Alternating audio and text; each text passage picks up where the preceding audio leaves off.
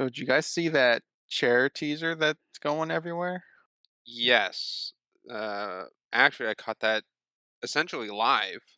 Um, I didn't sit through all 5.5 hours of the live stream, but I peered at it every like 20 minutes or so. Yeah. Rip all the fans that sat through that stream for 5 hours for chairs.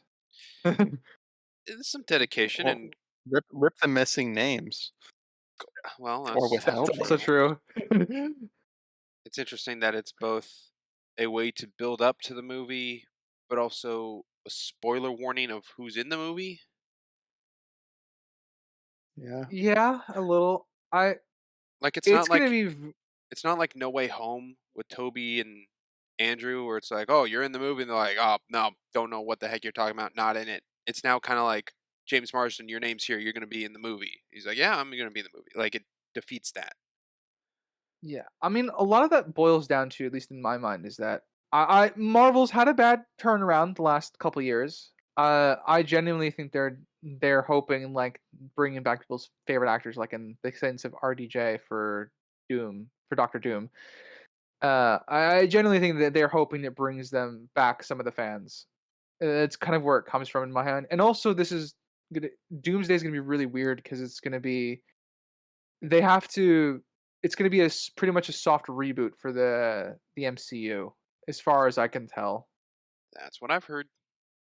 Yeah. The Russo brothers made an Oh, ending to a saga. Oh, I'm sorry. Made a ending yeah, to a saga, and now they're trying to make a beginning to one. yeah. It's interesting because I think I think the Russo brothers are out of their comfort zone for this one, and usually I that makes or breaks an artist. True. But after Electric uh, State, they kind of they need a good one. they do. Hello, everybody. Welcome back to the Cheap Seat Critics podcast. I'm one of your hosts, Geeky Writer. I'm Crimson Maroon. And I'm Sprinks. And hey, if you're listening from a director's chair, possibly, you can find us on Twitter, or it's called X, or Blue Sky, or it's called Blue Ski, Instagram, TikTok, Facebook. We have a visual side of things over on YouTube and Rumble. And hey, just letting you know right now, if you are watching this version, our PNG YouTubers aren't working. We tried troubleshooting it as much as we could, couldn't solve it, couldn't figure it out, so we kind of have a placeholder for this one episode. Hopefully, it'll be fixed in the future. But hey, maybe you're like, I don't never watch your video stuff. I love the audio stuff. Well, don't worry. There's plenty of those. Thank you for listening wherever you're listening from. We also have a letterbox where we take all our average out numbers kind of thing and compile them into lists and averages. Yeah, get to 500 and Ryder will make a his own That fucking is letterbox. true. If we hit 500 subscribers on YouTube, is it YouTube only, or it could also be on Rumble? Uh, YouTube, YouTube would be the one. Okay, It's on YouTube combined then. on every platform, right? No, Yeah. no, it's not. If we're No. gonna combine on every platform, I'm bumping that thing up to 1,000. Okay, if it Just is. looking for the clarification. So, either 500 on YouTube or collectively 1,000. We'll go with that. And Ryder will make a letterboxed account, but I believe only for what we've covered on the podcast. If we hit 1,000 on YouTube only, I don't know about a collective there, but 1,000, then Ryder has brought up that he will then actually work on the letterbox of like things not covered and whatnot. Yeah, I'll do my personal stuff. um, yeah. So there's actually been a lot of Marvel movie news coming out recently. Kind of starting today off on that note because I mean, by the time this comes out to you, audience, Andor season 2 will be starting. Sprinks brought up just before we started. Daredevil Born Again will be finishing. Yep, season Um, 1 finishes the week before Andor. I believe that's why they had the release of episodes 5 and 6 for Daredevil Born Again come out the same day. That way, the finale doesn't come out the same night of Andor's pilot. yeah. And Andor's actually getting not just Andor's pilot. Andor's getting a 3 episode release schedule. So we're only getting a month of the show. So we're getting 12 episodes, but we're gonna get 3 episodes a week. Oh, well, still not to overlap each other. Yeah, yeah, I agree. Disney, I would understand, would not want to overlap its Marvel and Star Wars properties, considering those are theoretically its biggest money makers. And the jury's still out on that point right now, but Possibly. I mean, Moana 3 was Avatar. announced. Moana I 3, really? forgot there was a 2. Yeah. Moana 3 Oh, you is know what? Never supposedly mind. coming I out the didn't forget same there was a 2. year that the live action 1 Moana is coming out. Oh, dumb. Oh gosh. I can't wait for live action Toy Story. Yeah. Oh, hey, I mean, Uh, at the time of please, this recording, please I don't know no, if it please no. just finished or if it's still going, but CinemaCon is happening, and there's been a lot of news. Oh yeah. Um, let's see. And then there's oh yeah. So I actually have a funny story about Moana 2. I've only seen 5 minutes of it because my my younger cousins uh my younger cousins are like just at the age where they can start singing along and stuff like that. And they had no idea that there was a Moana 2, so I remember them freaking out over the opening of that film. Ah, well, I will be getting Y- around to it eventually sometime. I'm in no rush, but yeah. Oh, Moana, as far as more, has a boat. And you know what else has boats? African Queen and Shutter Island. Things we ooh, covered this season. I see where you. Okay, Yeah. Gotta pull Crimson, us away from the news. Well Crimson's done done. with the Very Marvel smooth. talk. Got it. Yeah, but what about Fantastic Yeah. Four? That's in Oh, July. and Thunderbolts. I love That's Thunderbolts. in That's May. right around the corner. Actually, this might come out in May, so My maybe I favorite can prepare myself. characters are returning Ghost and Taskmaster, and Yeah, and yeah. I'm sure Ooh. Taskmaster will be played by a man the whole film until they need to unmask her. Crimson quotes like that is like you bringing up how Toy Story 4 is your favorite adventure movie. Well, yeah, I'm irritated that that made it so low on the adventure list. It didn't hit number I'm 20. so Like 19. Oh, I wasn't low enough as far as I'm concerned. Shark Tale beat it out. Yeah. Um, yeah. I guess broad question, we'll start broad. Uh, what was your favorite thing we covered this season, like, personally, and why? All right. Well, I had for me, this was a pretty successful season, I would say. Lots of high numbers for me. Usually, I'm pretty average across the seasons, but I You had nothing below a seven being 7. my lowest. Yeah. Yeah, seven is my lowest. That's crazy. But then I again, you haven't had checked our nothing history nothing if hit that's a 9. happened. No, but that's a rarity right there. So surprisingly, your name was number one because I had the mindset that it was going to be similar to Weathering with You. So I was pleasantly surprised of how much I did like it, giving it an 8. I think the main component of that is the characters in this were far more tolerable to me than in Weathering with You. I didn't like the characters. Yeah, you're not a big fan of young characters usually. At least that's been the general pattern that I've noticed with your It like, can what you happen. enjoy. I'm not Yeah, saying it like can't happen. no, I mean like It's just my rare. two least favorite episodes of Person of Interest, which is my favorite show, are Oh, both yeah. kid-centric episodes. I So, remember. At least I remember one of them with the guy quoting, like, The Art of War or something. yep, yep. That was a funny episode. Springs, how about you? Well, for me, the most enjoyable thing on here that we watched was Creature Commandos for me. I'm a big comic Yeah, book I guy, and it even like a little sprinkle, haha, of Batman thrown in there and Gotham City, and that's like my favorite superhero ever. So, and a hard to beat it starting, out. yeah, and a starting point to James Gunn's new DCU. Just very interesting, and also kind of very James Gunn to start with a bunch of characters no one's really familiar with.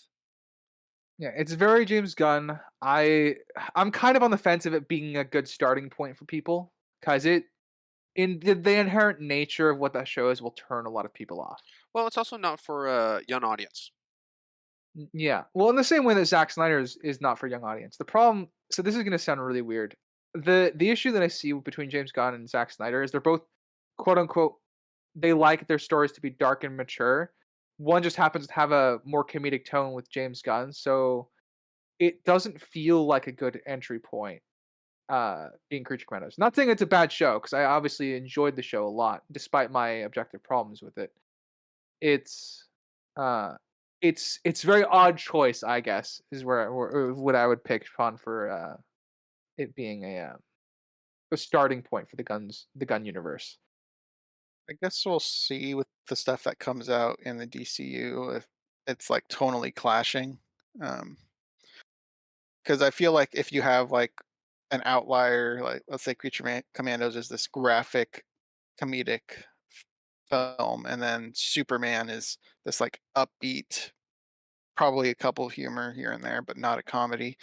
Um, but that's a constant pattern of um, not Creature Commandos. It would be weird making that the start. Man, I was having trouble finding my words. Do you think Yeah, any characters in Creature Commandos are gonna be in Superman? In Superman, probably not. no. In I DCU, based off of what you were saying about James Gunn planning ahead of the actors playing live action roles, I would imagine they would come back. Yeah. I wouldn't want them to be in Superman, because I think because there's been a few cinematic attempts at a cinematic universe now from DC and from Marvel. The benefit of Marvel's, at least the phase 1, right, was it wasn't an interconnected universe to a very, like, large degree. It was mostly just disconnected stories, building the characters first before they interconnected everything. So that's kind of what I want out of the DCU, because that's the quote unquote safer way to make it. So like I want a Superman centric story before we get a Justice League story, right?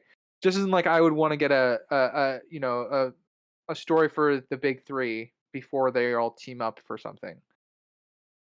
Yes, that makes sense. You don't start Uh, your world with you don't start the MCU with Avengers.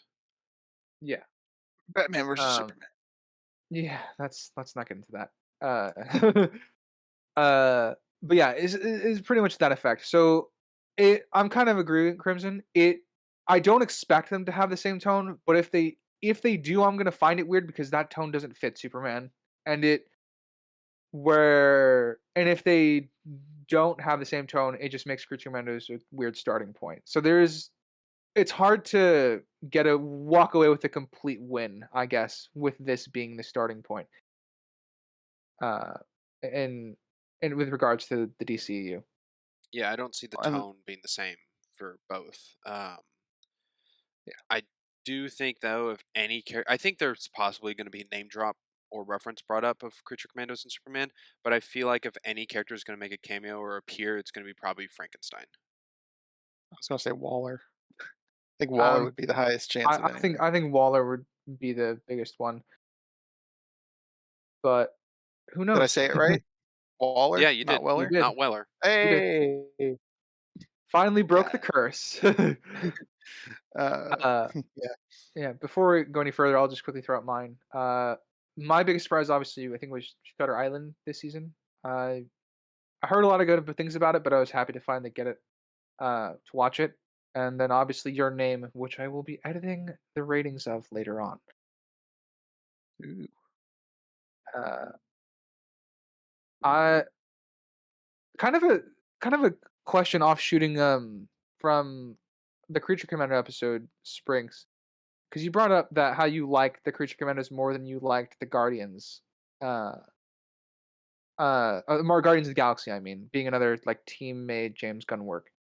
I'm curious as to what makes you like the obscure group a bit more than the teams, because you said they skyrocketed pretty far up to on your, like, team dynamic list. So I'm curious to see kind of what I guess why you like them more.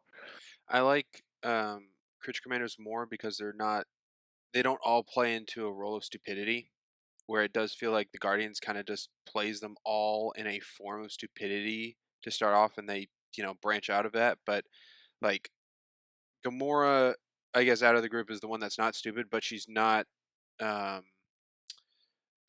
inclusive. I guess very off put, and that she's not giving information or trying to fix things, kind of thing. that seems like a dumb move of a team group. So like that's the dumbness there. Drax is just how he works is like things go over his head and doesn't quite get metaphors. So like the comedy of that. Star Lord is a buffoon, kind of just bumping into things selfishly. Groot is drinking out of fountains and um, kind of just doing what other Rocket says and like eating flowers off his arm. So it's all very silly, um, but it's all kind of dumb. Creature Commandos, the bride is intelligent and knows what she's doing. Kind of to me feels like a stronger case of Gamora of that team in that way. Um, Nina, there doesn't really seem to be a Nina character in Guardians, but it kind of a lighthearted, maybe more Mantis of that aspect later on, um, but still not like concerned and worried and safe, but not um, what's the word I'm looking for? Aloof or kind of like an airhead, a little bit like Mantis. I think Dr. Phosphorus being a psychopath kind of thing kind of goes into Drax like a murder machine, but at least makes jokes and knows when to calm down and not like just be like bring me Thanos and runs off. Um, Frankenstein isn't a part of the group. I think he's kind of like that Drax thing, but he's not the Creature Commander group, but he's that comedy side of it to help. That's just kind of with the show to work with the comedy side. Um, GI Robot and Weasel is there's no characters like that really. I guess Groot is kind of like Weasel, where they can't communicate, and it's just kind of interpreted what they say or do in their actions. GI Robot, I don't think is like anyone really. Maybe like Drax of just wanting to kill, but actually following orders. Um, Yeah. I mean, Maybe it sounds Phosphorus being a little bit of a hothead is kind of like Rocket, but I just think Creature Commandos, even for being a dysfunctional mishap group, is smarter and shows their actions and goals a lot clearer than the Guardians.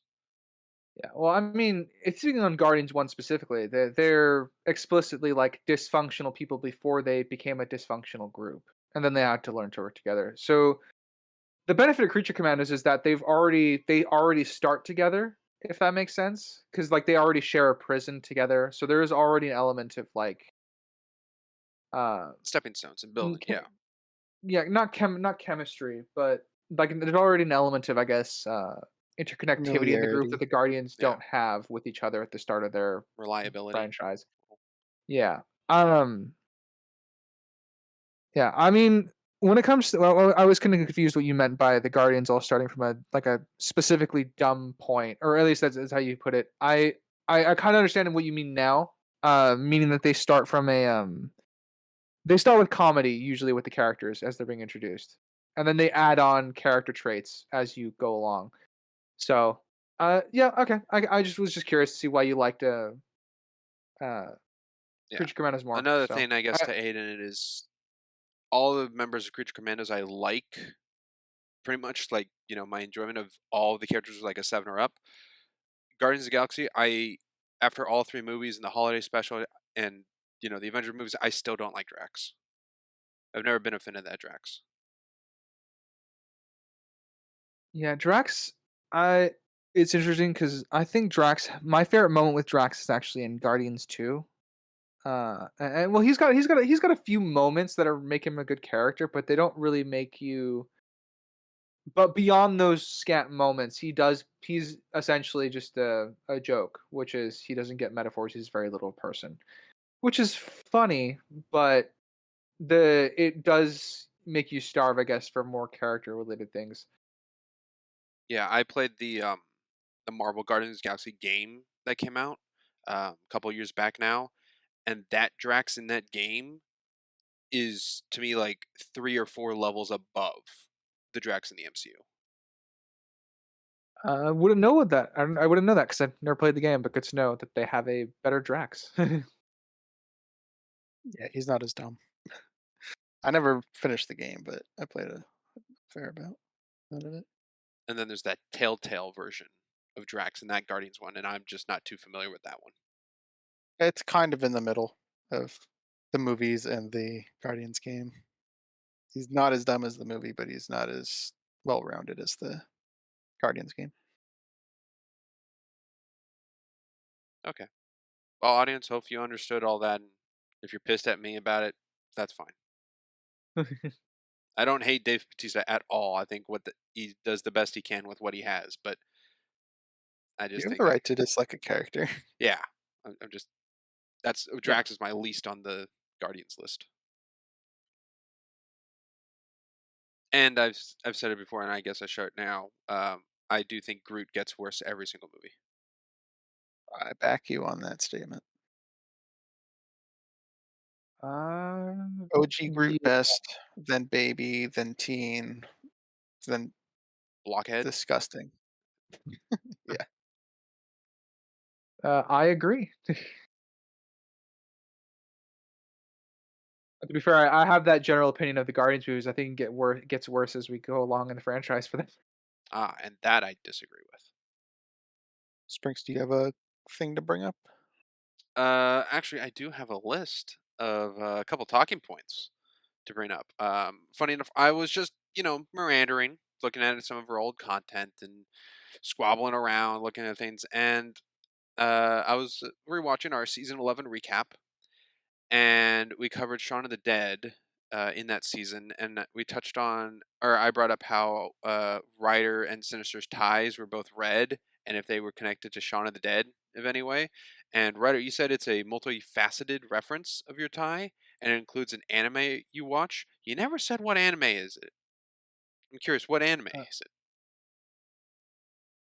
uh, Hold on. I need to actually look at my character art again because it's been a while since that we had that conversation. It's just a red tie. No, it's just a red tie. Yeah, Then yeah, it just goes on your vest. I'm referencing a fake craft reference. So it's not even an anime, but it's so okay. This is where it gets comic because the Fate franchise is complicated. So uh it's referencing a a like an a, g- the game is referenced in the anime, and then the tie is pulled from that. Okay. Okay, cool. I just wanted to clarify because you just said, "Oh, it's from an anime," but and then just continued. Yeah. I know The this is mystery like has a been solved. year-old news, but I was just curious. Any That was questions? that was a left field question. Didn't expect that one. Yeah. All right. Well, Uh, I'll pitch the standard question that I usually pose, and that's surprise ratings or observations of the season. Crimson, you weren't on the bandwagon with African Queen. We all could have matched. Yeah, it'd have to be a worse movie for that for me though, because you guys are both not feeling the chemistry with the two characters and stuff, but I did. So I guess that's the disparity in our The numbers. chemistry of characters is a 3-point difference. I guess, because I mean, you guys also kind of found it a little slow with the pacing of like 10-minute increment and then big middle and then 10-minute ending. I didn't really have much issue with that. yeah, I just I like didn't old think the movies pacing. too. I I didn't just think the watched a pace. movie from the '60s yesterday. Yeah, I didn't think the pacing was terrible. It just wasn't to my liking. Did Yeah, Yeah, the not pacing fit my personal. pacing wasn't great. I'm not saying all older movies are terrible. Movies from the '60s can be phenomenal, um, but it just felt like the second act was very bloated. yeah, like we talked about, like the waterfall bit could probably be axed, and they could just hit a rock and then fix the propeller. They don't because it felt shoehorned in. Yeah, but it gave you the cool underwater shot, The repair part or the waterfall? the repair part. Yeah, I'm fine keeping repairs. I just the actual waterfall just came out of nowhere because he knew the river Yeah, and he would have expected and it. the top of the boat was dry, and none of their storage flew out. And quite magical. Mhm. Not a perfect Sounds like movie. we're getting into objective problems now. Yeah, I mean, sorry, we touched on we it. covered Yeah, those. Yeah, Yeah. for sure, for sure. Um, I don't actually have any surprise ratings from you guys, mostly because I think they all make some sense. I'm surprised how high the relatively high the objective season was for you Springs. Uh, but it's not like I didn't find them surprising. I think they all fit relatively well within what I understand your scale to be. And same goes for you, Crimson. So Yeah, I guess we picked a pretty high quality season of yeah, picks. Averagely, uh, yeah. yeah. I guess since we're on ratings, I'll do my rating change. So I'm gonna be moving Weathering with You down half a point. To I think 'cause it was at 7.5, it's gonna be to 7. Of Your name's sub gonna or be moved objective. up. Uh, these are both objective. Okay. I'm moving Weathering with You down to 7 from 7.5, and I'm moving Your Name from a 7 to an 8. Uh, Ooh, Subjective was yeah. I think Your Name is a full point above Weathering with You. Um, I think I'm trying to remember where Weathering with You was on a subjective level. I think Well, that was over 100 episodes ago. yeah, it's been a while. that If was 8.5. it was an 8.5, interesting. I will then change my subjective as well. I'm gonna switch my ratings out. So Your Name is gonna be at 8.5 subjective, and Weathering with You is gonna be at 8. All right. On the team that your name is better than Weathering with You. Oh yeah, In every I've been facet. oh yeah, I've Yeah, been on that team. I just, yeah. just didn't remember my ratings. And I guess while we're at it, I can share a little piece of news, but I can't share too much. Okay. But All right. after seeing Weathering with You, and then this season of watching Your Name, 2 days ago I did watch Suzumi. Oh, interesting. What did you think? Crimson, you're gonna have to leave the chat and come back. I think Springs doesn't want to spoil the Yeah, I audience. know. I don't want to spoil it. It was a Uh, movie. it was a movie. There were characters. I've now finished the trilogy of the Disaster trilogy. Um, it's different than the other two movies. Yeah, it's pretty much what I thought when I was watching it too. I'm like, yeah, this is very different. Um, the marketing for that The movie also genre. is very yeah, the marketing for that movie was also very different, which I think I knew it was going to be different going in. I just wasn't sure how different it was going to be. It still looks very good, but I think it possibly has better shadowing and lighting than the other two. Which makes sense, to be honest. The animation would have progressed. Yeah. um, yeah, I this is not really a spoiler, but I will talk about it. I think it's easily the most disconnected of the two of the Disaster trilogy. I don't know. I don't know about that. Well, there's no characters making appearances, which is where I draw that from. Ah, yes, which goes into another thing I brought up, or sorry, not brought up, but another thing I have in my notes to talk about. Um, yes, it compared to Your Name, it is more of a disaster movie than Your Name is. Yes, I will agree with that. Your Name has a like. Well, I guess that would Yeah, spoil it. Your name's disaster is fun. remind me, It remind me has a what disaster. Weathering with You. What was the disaster in that? Was it flooding? Yes, because Okay. it eventually consumes the whole city by the end of the film. Yeah, and then they go to a different city or whatever at the end by ferry. Yeah. Okay. Well, I guess I already hinted at it. I can go into it. Of another thing, while listening to season 11 recap, it touched on the idea of connected versus independent trilogies with the talk that was brought up from Shaun of the Dead with the Cornetto trilogy. I said in that recap that I believe what makes a trilogy is that in that instance, is a given name to the collection. So whatever the trilogy is, if it has a name to it, then it's considered a trilogy. Defining a trilogy is a set of connected works that I looked up kind of the definition of it is a connected works, often but not always a continuous storyline which seems what um, Crimson and Sinister were on in that coverage of the recap, um, or in the example, or not example in the definition, or common explored themes, which I think goes into the disaster trilogy idea. Um, this can lead into the disaster trilogy of Your Name, Weathering with You, and Suzume. Sinister brought up Terry Gilliam having a trilogy about it, and I was curious if there was a name for it, and Sinister didn't have the answer for it, but I looked it up, and it's Terry Gilliam's trilogy of imagination. As an example, being that it has a name to it, I would consider that a trilogy, even though it's not a continuous storyline, but it is a common explored theme. And I think that just goes into the difference of trilogies. How I see it as that there's the connected story one, and then there's the independent theme ones. What's the theme of the Cornetto trilogy? That's a good question. Um, it seemed the theme was, I didn't look into the Cornetto trilogy, but best I could do was kind of like how Monty Python kind of goes about it, where it's the same director, actors, location, just kind of like reused assets kind of thing. Yeah, So and you that's not a theme, that's and not a it's theme. not a That's plot. So that's why I'm against Cornetto being considered a trilogy.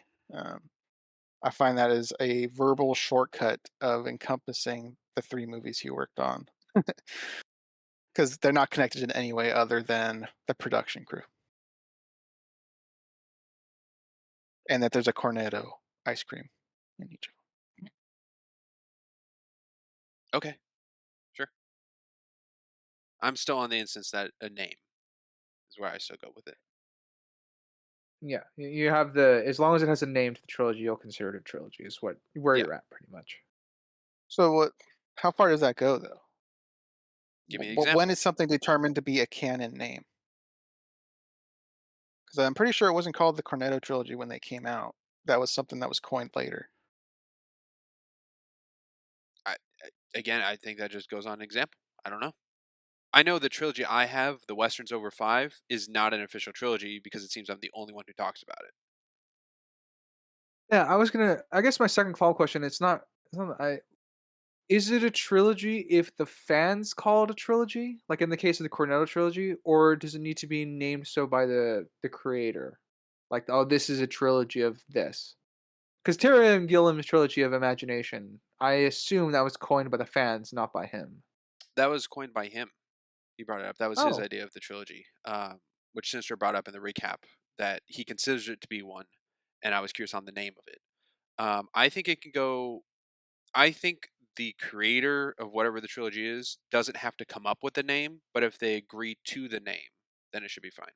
Like I don't know if Edgar Wright came up with Cornetto as the name, but if the fans called it the Cornetto trilogy, and then he went, "Oh, I like the idea of that. Yeah, that's good," then that's fine to me.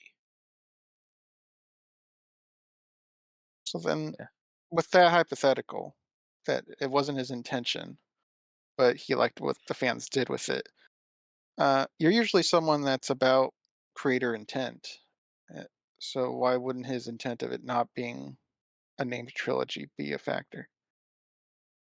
I think the example of what he uses in the three movies is an example. There's a cornetto in each movie. I think that even if it's bare bones, it's still prominent. It's a use. It's like the Pizza Planet car in Pixar or whatever, and it's like you're not going to call every Pixar movie the Pizza Planet quintilogy or whatever, the Pizza Planet franchise. That's Connecting one little reference doesn't make it a thing. Crimson in that example. I don't, but I know people out there do. The Pizza Planet theory universe is a whole Pandora's box. I know, but it's not like a canon thing. It's a fan theory. True, but that fan theory, Pixar hasn't been like, oh, you know what? Yeah, we like that. We'll go with that. At least I haven't heard that. Edgar Wright going with the Cornetto trilogy has gotten like, oh yeah, I like that in interviews. Well, it goes back to the question I posed of why does the intent not matter in this example to you? I j- because I don't know if the starting block at the first movie has to have the idea of where it's going. I don't think like Shaun of the Dead does it know that at World's End is going to be made. Does it start knowing it's a trilogy? So like the intent of that, it's like, oh, we just made the third movie. Oh, I added all this in. Oh, it all overlaps and is good, kind of thing. It's like, oh, that's happy accident, but still fanned out that way. Still works that way to me. It doesn't have to be, okay, this is number one. How are we going to finish number three while working on one? To me, it doesn't have to be that. And I think a lot of movies, do one movie and they're like, oh yeah, let's do another two and make it a trilogy. It's not exactly what I'm saying. Like, so let's say Shaun of the Dead was successful, and Edgar Wright's like, okay, I want to get the same people involved in my next project, and the next project is Hot Fuzz. Lightning strikes twice. Let's work on a third. He has three separate movies that aren't connected, other than cast and an ice cream. Now, this goes into us not talking to Edgar Wright, so we don't know if he planned it to be a trilogy or not. But I don't like attributing it because we don't know it. Those could have just been three separate movies he wanted to work on, but liked the cast and crew he worked with. So three separate movies. And the audience grasped on and gave it a name. It could be like Quentin Tarantino, right? Or that's him, right? He's got the numbered movies that he wants to achieve or whatever. Oh, Tarantino just Sinister's more of an expert on this, but I think Tarantino just like wants to make 10 movies and then be done. Yeah. And then I'm sure people are gonna have a coined term for that if they don't already.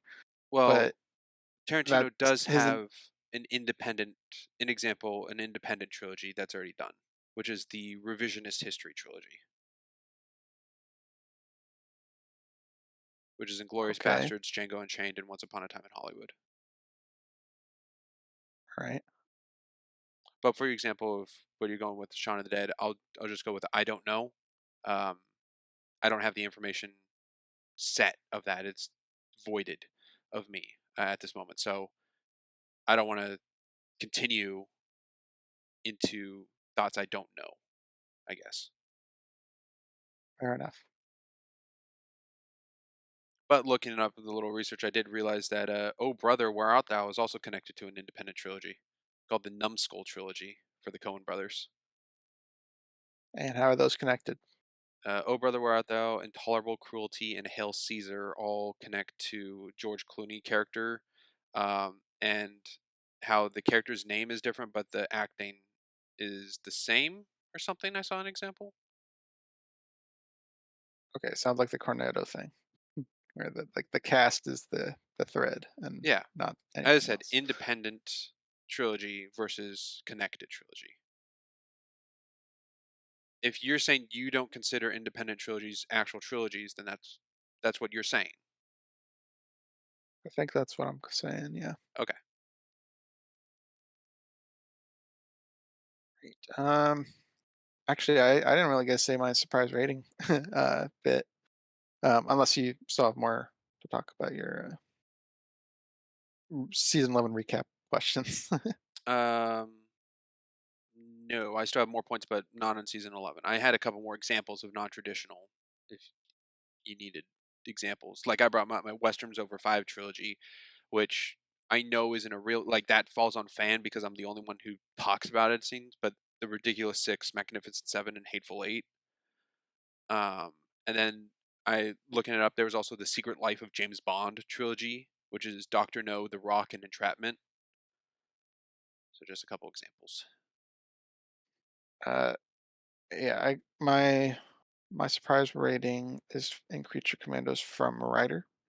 Yeah, The saw this one coming. you and I briefly talked about it off the pod, but on the pod, the five is still a bit surprising because through our coverage, you were talking about how the characters were mostly consistent with themselves, and character is a big proponent or component of your rating, and the world building wasn't like thrashed of our coverage.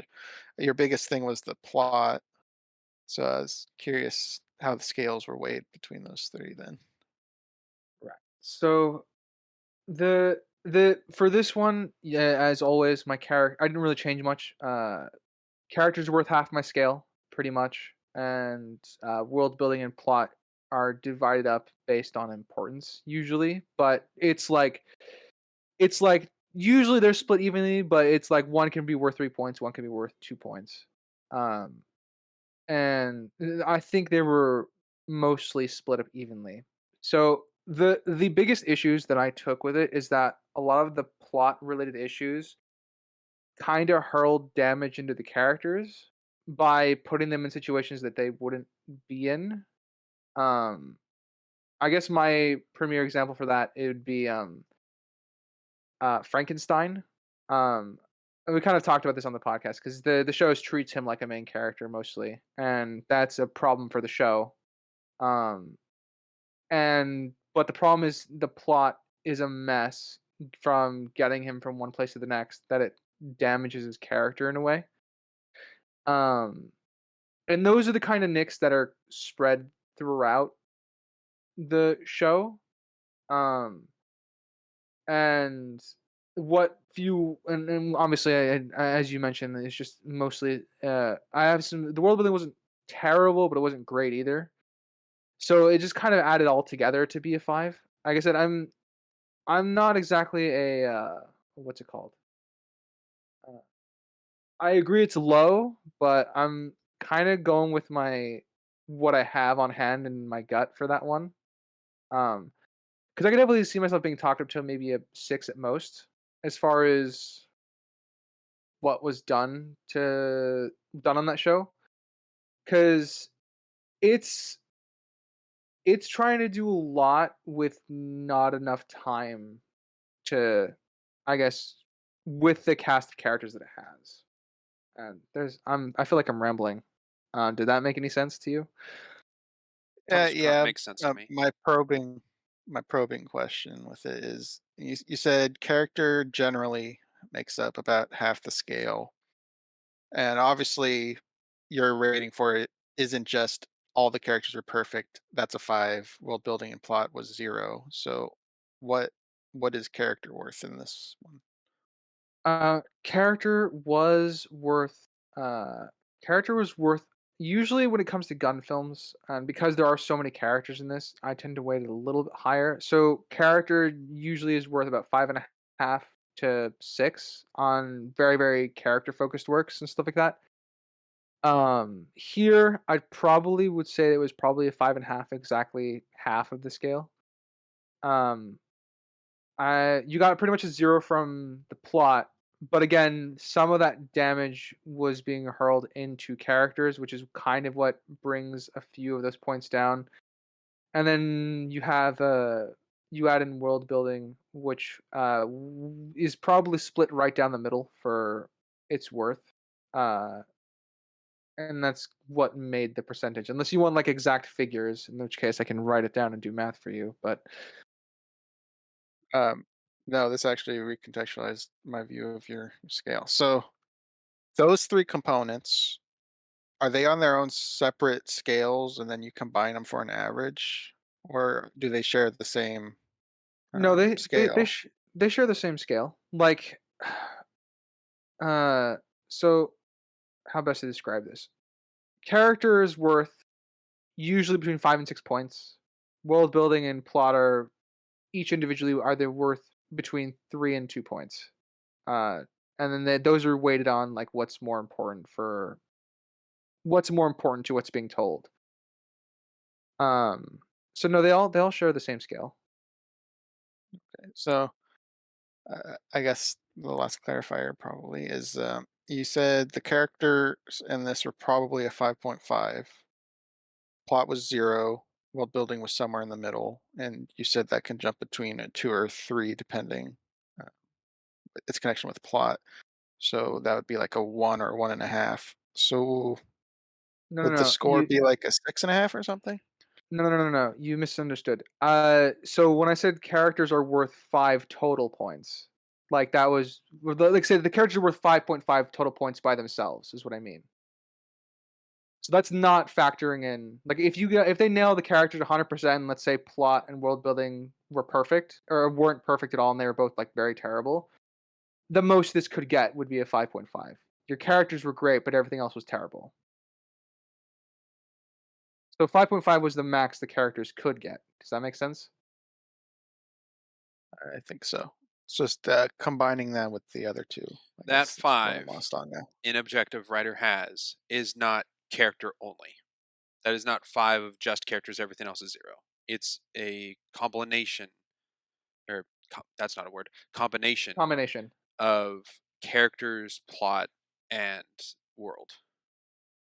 Okay, so it goes into they're on three separate ratings, but you combine them for a final total. Uh, I guess that's the way to look at it. So, yeah, okay. So, like, So if if characters have 5, plot has 2.5, world has 2.5 kind of thing. yeah, kinda, and then I add them all together at the end. All right. That sorry, was that was that what you were trying to get at? Yeah, when I said is it either three separates combined or all on one? So So okay. writer, it's something like Yeah, when you sorry, um, 1 second. I was just going to go with an example that we haven't covered on the pod, but I kind of know your feelings towards. We've seen the movie It's What's Inside, and you just brought up how you really like the concept. Actually, we talked a little bit about it when I brought it up in I forget which The recap, year but when we recap. covered the year recap, and how it had a really good premise, but you didn't like the world was kind of shite and the characters you didn't like at all. So would that be like a plot like a good 2, world 0.5, characters maybe a 1 kind of look? No, that see, that was my subjective talking. I think if I were to like, I do think the world building was pretty bad, and the plot was pretty bad in that film.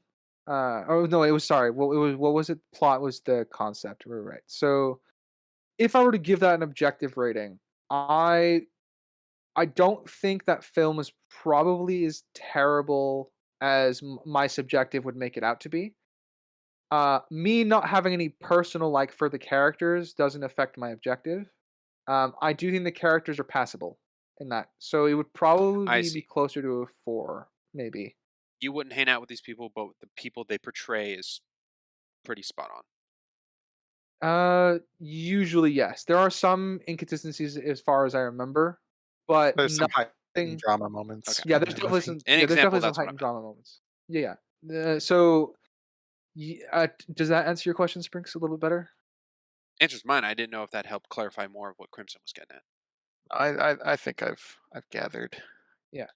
the required information. So I'm so used to treating them all as one scale. I didn't fully understand your question because when you asked me the question earlier, so they're all on a three, they're all on different scales, and you average them out. I kind of confused them. Like, no, they're not all on there. I took that as, do they all have their own scale of 1 to 10? And I'm like, no, they have their, they're a part of this scale. They're just worth this much. Character is the most important thing to you in an objective. Yeah, Okay. because a good character can carry a terrible film, and Yeah. The it 5 has points done it so before. has is the importance of it, not it's easier to range kind of thing. Yeah. Cool. The one question I guess I had on your objective you gave Rider to Creature Commandos was just to clarify, which seemed I thought I answered it when we covered it, but it seemed a little confusion when you gave your objective it that the references of past events like the Project Starro at Cartel Martise with Weasel, when I brought that up, or how John has a kind of like a limp from season 1 of Peacemaker, it seemed like those are light canon references of an event that occurred, but not canonizing the movie it's from. And I was trying to get that because it sounded like to me that when something was referenced in that way, then whatever was prior that is something that has been shown or canonized in its own timeline sense, you took as now a part of Commandos. Uh, yes. Okay. Until and like I said, that ties into I don't know where this universe is going. I'm working with what they've given me. Okay, and that's what I was trying to get across of like Project Starro with Weasel was brought up by Waller, and but that is a reference that Weasel was present, but the events of what occurred aren't what happened in that movie 2021. It's like Weasel could have been the one to jump in Starro's eye, defeated Starro, and ran off, and there was only one team, and Harley Quinn was never a part of it, kind of thing. Like, could be a variable thing. We just There's know also a small amount. yes, the problem is that that stretches over to so many things as far as references in Creature Commandos, and that's why I'm like that's kind of why I'm taking that with a grain of salt for now because they reference Waller's daughter betraying her. That's definitely a plot point right out of Peacekeeper. John's limp right out of Peacekeeper. There's a lot of things they're Maker. pulling from the James Gunn projects that are done that we just have to assume they're not a part of those projects when those projects would have supported these concepts in Creature Commandos. So it feels like how best to describe this? It feels like they're tacking on character related fluff without any explanation because those are no longer canon. So I'm taking them with a grain of salt because for me it comes across to me as that they don't know what they're doing for the world building yet. Which is fine. This is gonna be their first iteration of the James Gunn universe. So how well they integrate those later on is going to be dependent on just the quality of the writing in future projects.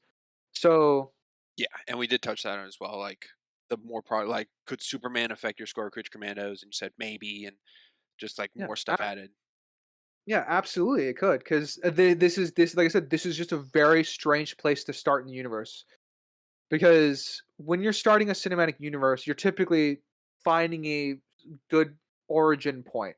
Like I am Iron Man, right? That's typically that's a good starting point for a franchise because of again the simplicity of that story.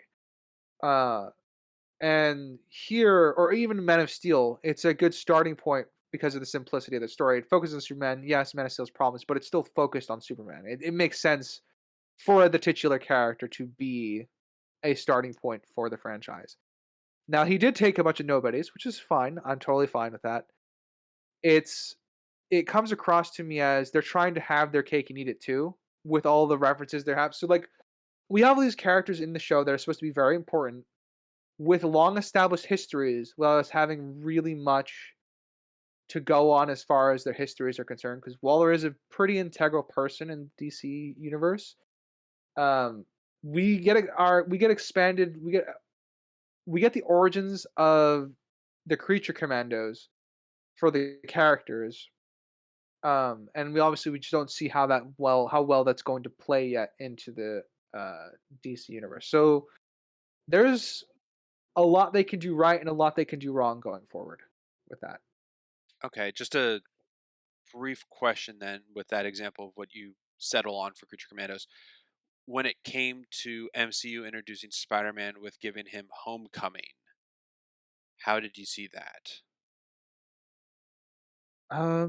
I again, this is the quality of the writing. So he was introduced because that's not his introduction. His introduction is in Civil War.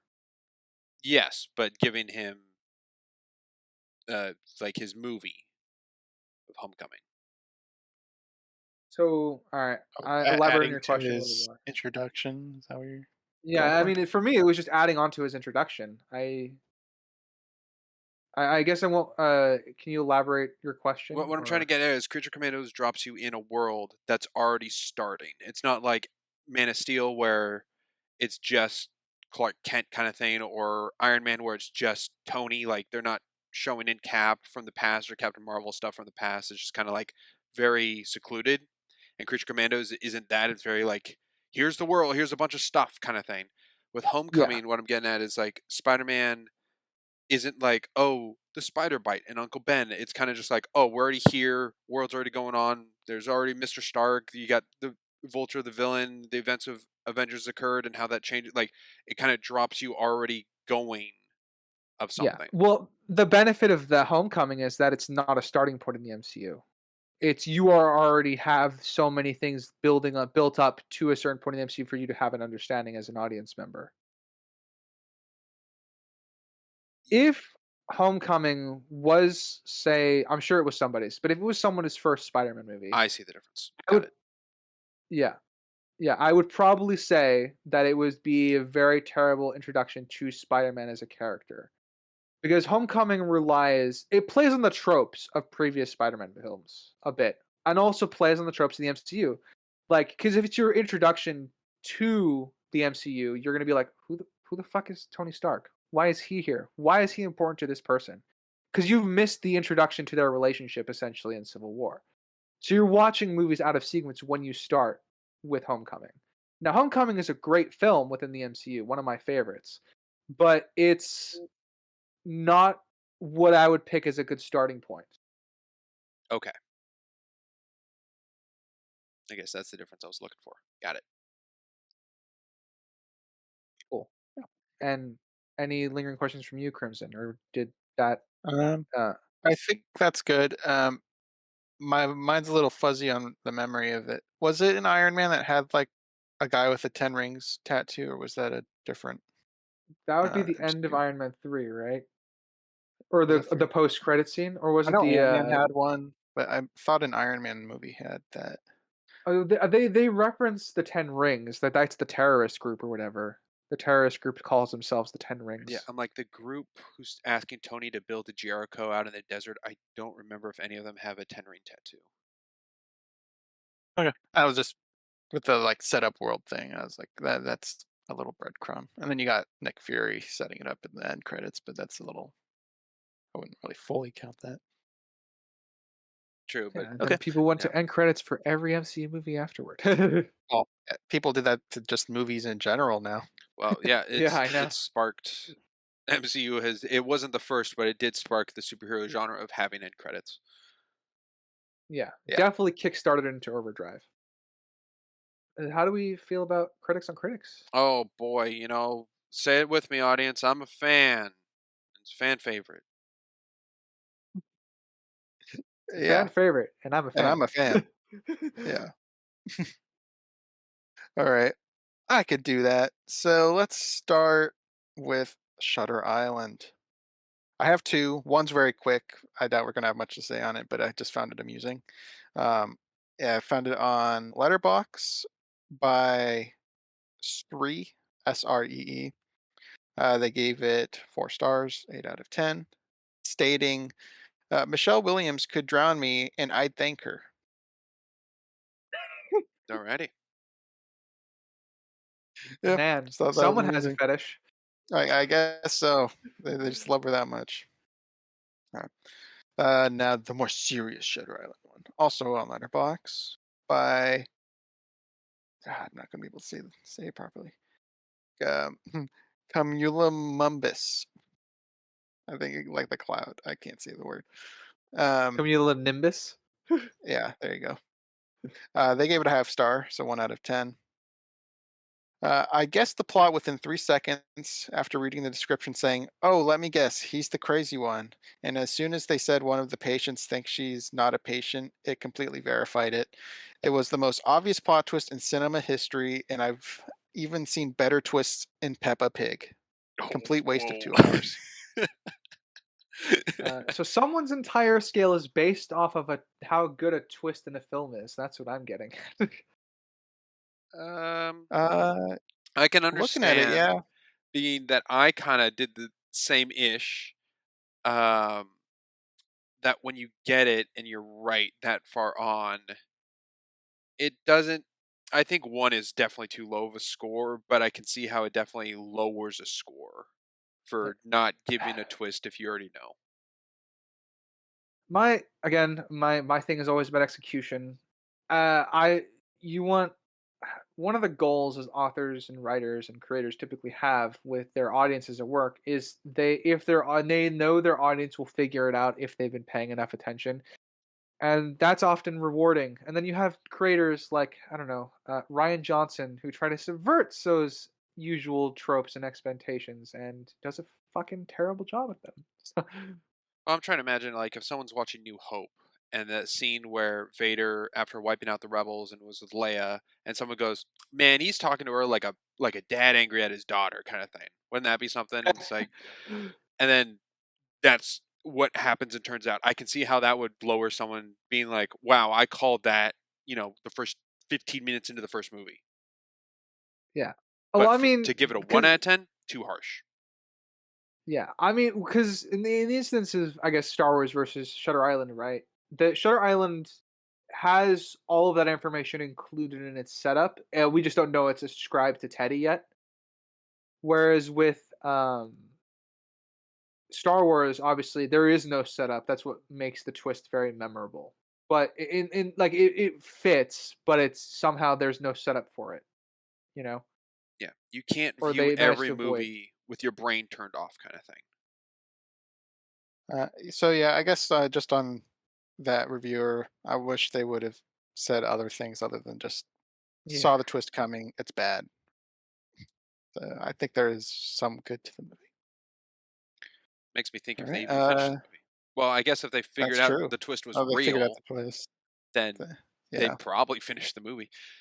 My big question for them is if they did the same thing with you guys or no, Sprinks. You went in expecting a twist, so you were looking for a twist. So I was wondering. I wonder if they had the same kind of thing going Possibly. in. I didn't catch it in the first 3 minutes, though. They said 3 seconds. Oh, 3 seconds? Oh, wow, right after the title stopped? No, no, he Yeah. Yeah, I said did catch remember that. they said based off the description of the film, Oh, I'm so like, I the first 3 assumed you seconds learned there was a twist. is a boat coming out of fog. Yeah. Isn't that how the Yeah. movie starts? Yeah. Yeah. I'm gonna assume that they're what they're saying is not 100% I accurate. think they're exaggerating just a tad. Might be. Alright, Oh, we'll thank you, go Nimbus. with yeah. We'll go with your name next on Metacritic with a 38 out of 100 score. So I Ah, guess a 4 out Metacritic. of 10. Yes. Uh, didn't have the author's name, but the site that they work for, the Seattle Times, they wrote, "That's a lot for a viewer to take in, and as pleasing as some aspects of Your Name can be, there's no question Shinkai's overstuffed movie often tips over itself." It was Sounds like too the you much for problem. them? It sounds like a That, you problem is what that is. That's definitely a them problem, yeah. Y yeah, a you know lot what for that a viewer to reminds take me. in and pleasing in some aspects, You but know it's what overstuffed. yeah, you know what that reminds me of? That reminds me of the guy who said Mission Impossible Fallout was bad because he couldn't keep up with all the different plot lines and intricacies going on. That's what that reminds me of. I'm like, Oh my "Alright, that's on gosh. you. There's I 3 can't help you plot with that." lines. It's so hard to keep track. We'll go to her next on IMDb from Penny, who gave it 2.5 stars, so 5 out of 10. And all right, they do a quote as an opener. Computer bitch. What if your butthole was in your armpit? Joaquin laughs hysterically. Everyone, 5 stars. That's the review? So that's the review. I think they view everyone's liking of the movie as I overrated. I don't think they cared for the humor in the movie. Yeah, yeah, I'm sure you could read that in that in that statement. Um, but it was I found that one kind of amusing. Computer bitch. Oh gosh. I think that person believes Uh, that the manipulation of her is leaning more that 100%. Probably that would make her less yeah. likable. Probably. Yeah, that's fair. We'll go to the African Queen on IMDb by Zudi, who gave it 5 stars. Ooh, 10 out of 10. Perfect movie. Ooh. Uh, stating it works and works and works. Endlessly watchable, thanks. In no small part to the unlikely chemistry between Bogart and Hepburn, they're both at the top of their game uh, and easily make believable melodrama and romance.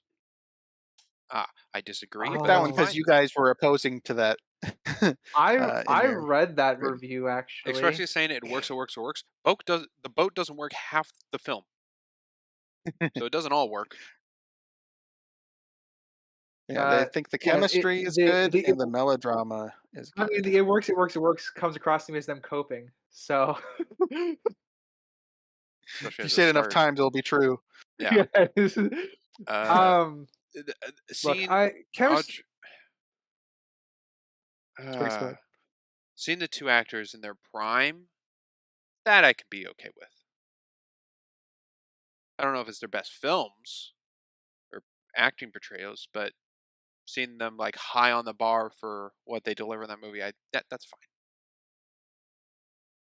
yeah. Yeah. Um, I think I keep I feel like I'm being maligned a little bit here. I didn't think their chemistry was terrible. I just didn't think it was great. Yeah, and chemistry is more of a subjective Yeah. point, but they did bring up believable melodrama, and that's something we could kind of break down. Do you guys think it was believable melodrama? I need a definition of melodrama. Uh, It's based pretty off much just of drama, yeah, but not like melodrama. exaggerated drama. Yeah, melodrama is like quote unquote exaggerated drama. So like the um, what's the best way to describe it? Their first like love confession scene or whatever would be melodrama, kind of. Okay, I see an Or example. like the Yeah, drinking bit would also be considered melodrama when she's pouring all the pouring booze over out. the boat. The Yeah, whole in an over top. him Heightened yelling drama at element. her and she doesn't answer.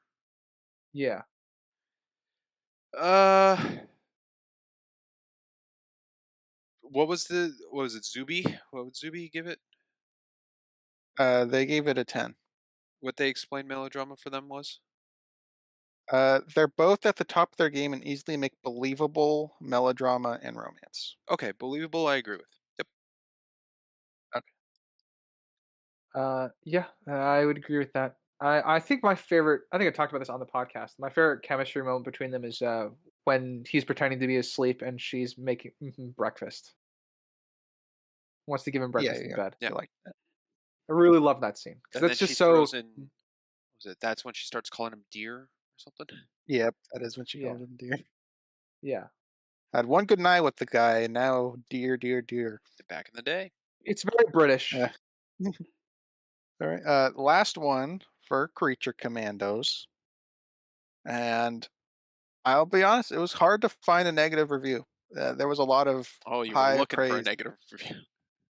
Well, all the like tens, nines, and eights were all saying the same thing. Like, okay, this is boring. I need to find something. So I did find a 2 out of 10 on IMDb. Uh, no, no name tied to it, so I guess anonymous. Title being "This is DC's Velma." I Oh, Oh, swear, I don't know what everyone oh, is watching, but it can't be this. The first episode was so painful to watch that I refused to watch the second. This was bad. The writing is atrocious, so much forced and unnecessary exposition, overused, unfunny jokes, and plot holes galore. And that's just this 20-minute pilot. This makes me deeply concerned for the new Superman movie. The first 5 minutes of this were so bad, I thought, oh, it can't get worse. And it does. If you're going to watch it, fine. Just be honest about how you feel. There's no way this many people like this garbage. It felt like Velma. I honestly feel sick to my stomach after this. wow. Good. I see the reason why they didn't leave their name. I wonder what would have made it a 1. 'Cause, they went at that hard. oh, that's. Disagree. I disagree with them. uh, Sick to my stomach.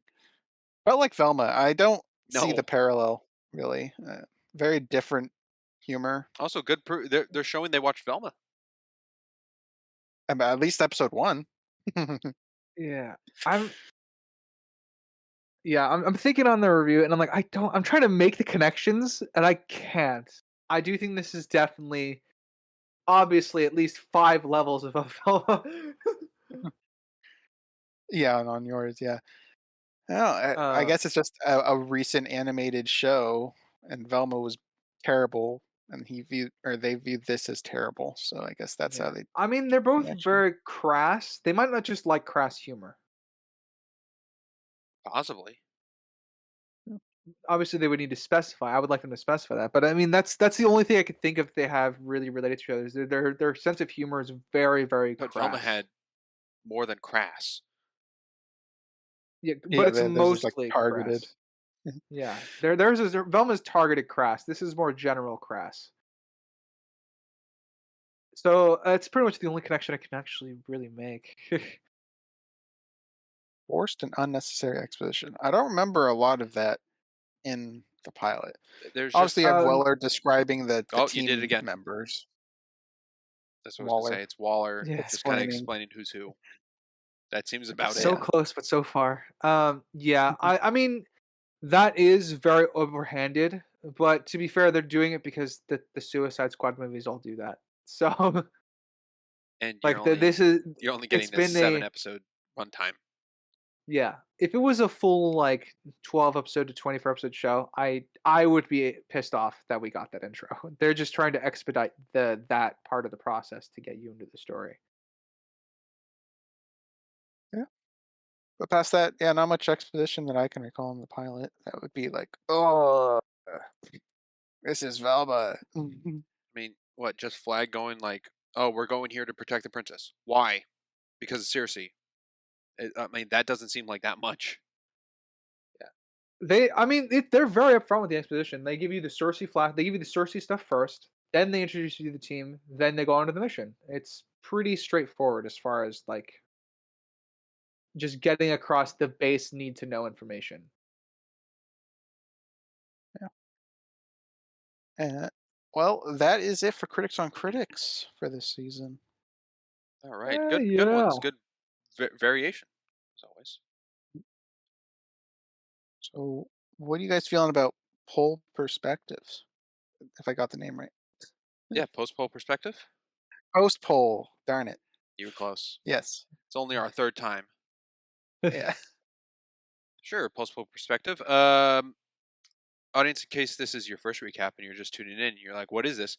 This is on our YouTube kind of community. It used to be called community, and now it just says posts. We put out kind of post polls to kind of get your gauge on things, just to learn more about you and see what you think as our audience and whatnot. And um, hopefully, they're a little entertaining. And we take those and we review them here. This is our third one, I believe we've done. We usually we usually don't do the last one in recording, which right now the last one hasn't even been up for a week yet. However, we did promise in the last recap that we'd have an answer in this recap for it.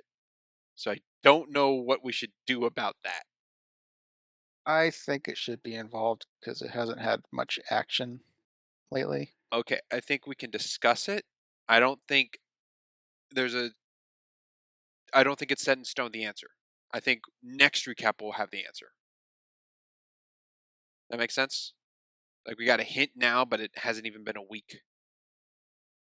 I see what you're getting at. Yes. Sure. Okay, cool. Any other questions? Did I explain that well enough? I think so. Okay. Well, first poll we have was asking you all um now that we went through all the Kung Fu Panda movies, not shows or spin-offs, but we did that DreamWorks quadrilogy, I guess. And we were curious if we were to do another DreamWorks film trilogy or franchise, what it would be. And the examples we gave were Shrek, How to Train Your Dragon, Madagascar, and Trolls. From this, we received 3 votes, one given to Shrek, How to Train Your Dragon, and Madagascar, and 0 to Trolls. Three-way So, tie. yeah, it just tells us don't do Trolls. Got it. Wasn't on my radar anyways. Now, Uh, Crimson, you bring up how you're a part of the audience and you vote. Did you vote on this one? I did. Do you guys want to guess which one I did? I'm gonna guess you did How to Train Your Dragon. Probably How to Train Your Dragon. Yeah, correct. Yes. Sweet. So that tells us it's a tie between Shrek and Madagascar on which one we should cover. Sure. Uh, All right. and Well, that's if we're gonna cover anything anyways. Yeah, that's true. This is all hypothetical. It's just like what would be in the interest. I'm yeah. cool with Trolls I'm getting 0 and being at the bottom. I saw the good. first I don't. Trolls movie, didn't care for it. Yeah, I don't want to watch Trolls either, so I'm okay with that. Either. I Shrek didn't is the like Trolls either. Sorry. Shrek is the biggest though. Five's coming out. Unless you count well, even How to Train Your Dragon, that's 3 with a live action coming out. Yeah, I'd probably go with Shrek because we can make something for a season out of that, personally. And also, we can also throw in the Puss in Boots films. Oh, that's true. There's 2 right there. What are some? And then you got I know I'm the gonna have a controversial take that franchise. I can't wait. If we do cover the Shrek yeah. franchise, I know I'm gonna have a controversial take, so Could it'll be even fun. throw in the Universal Ride video and Shrek the TV. Halloween special.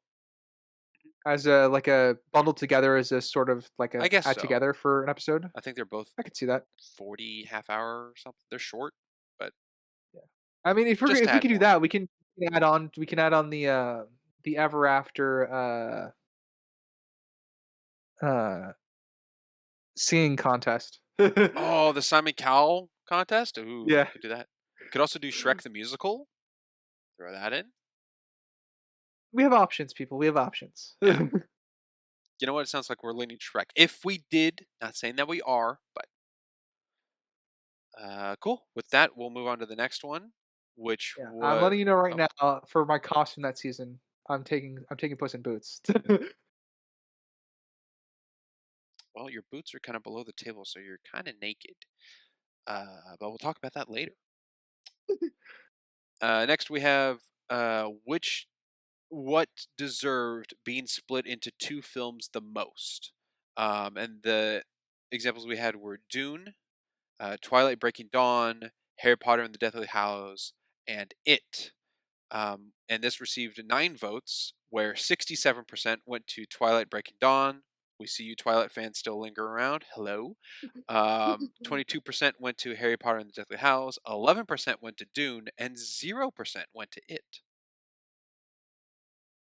Guess it didn't need to be My split. yeah, my vote would have gone to Dune. Uh, and honestly, I'm not surprised that it's this low on the list because Dune's a very hard book to get through. So I just assumed that people didn't read the book because most people haven't read the book. So Dune is would be my pick on this list. Like, and it clears the list pretty easily. To me, unfortunately, Dune's the only one I can't really give more say into because I have not seen part 2. Seen everything else on this list except Dune Part 2. I haven't seen it. Yeah, And Harry Potter Deathly Hallows for me. Obviously, I'm not a big fan of part one. I think that's been touched on at least once in the 2 years we've been doing this. But there is enough material to split that into 2 movies. They just didn't do it optimally. yes. Yeah. I think I understand why it didn't have any because its earlier version, which was a 4-part TV special, which was then combined into a movie, and it's still like an over 3-hour long movie, but it is one movie. And I do like how this version of it, the newer version with Bill Skarsgård, is the first one's the kids and the second one's the adults, and I think that's a lot better of the story versus the original that was always flipping back and forth with flashbacks of the kids and adults the whole time. Um, and Breaking Dawn Part 1, I think, has a lot of fat that can be trimmed out, and that could be one movie. For And the Twilight fans, just to just to throw it out there, I it was Harry Potter that started the trope, right, of having to split the last book. I feel like we've touched on it. Uh, I don't know. I uh, feel like it was Harry Potter, or Harry Potter it's popularized it because everything else afterwards seemed to do the same thing. Um, I'm kind of I get why the good job, Twilight fans. I get it. There is definitely a reason to split the 2 films because one is theoretically setting up the second film in with regards to the franchise. So I'm not surprised that Twilight fans want to pick their franchise because everyone feels that way. Because the last book is supposed to be this great coming together of everything, and the best way to tell that story is to give it enough time to tell the story.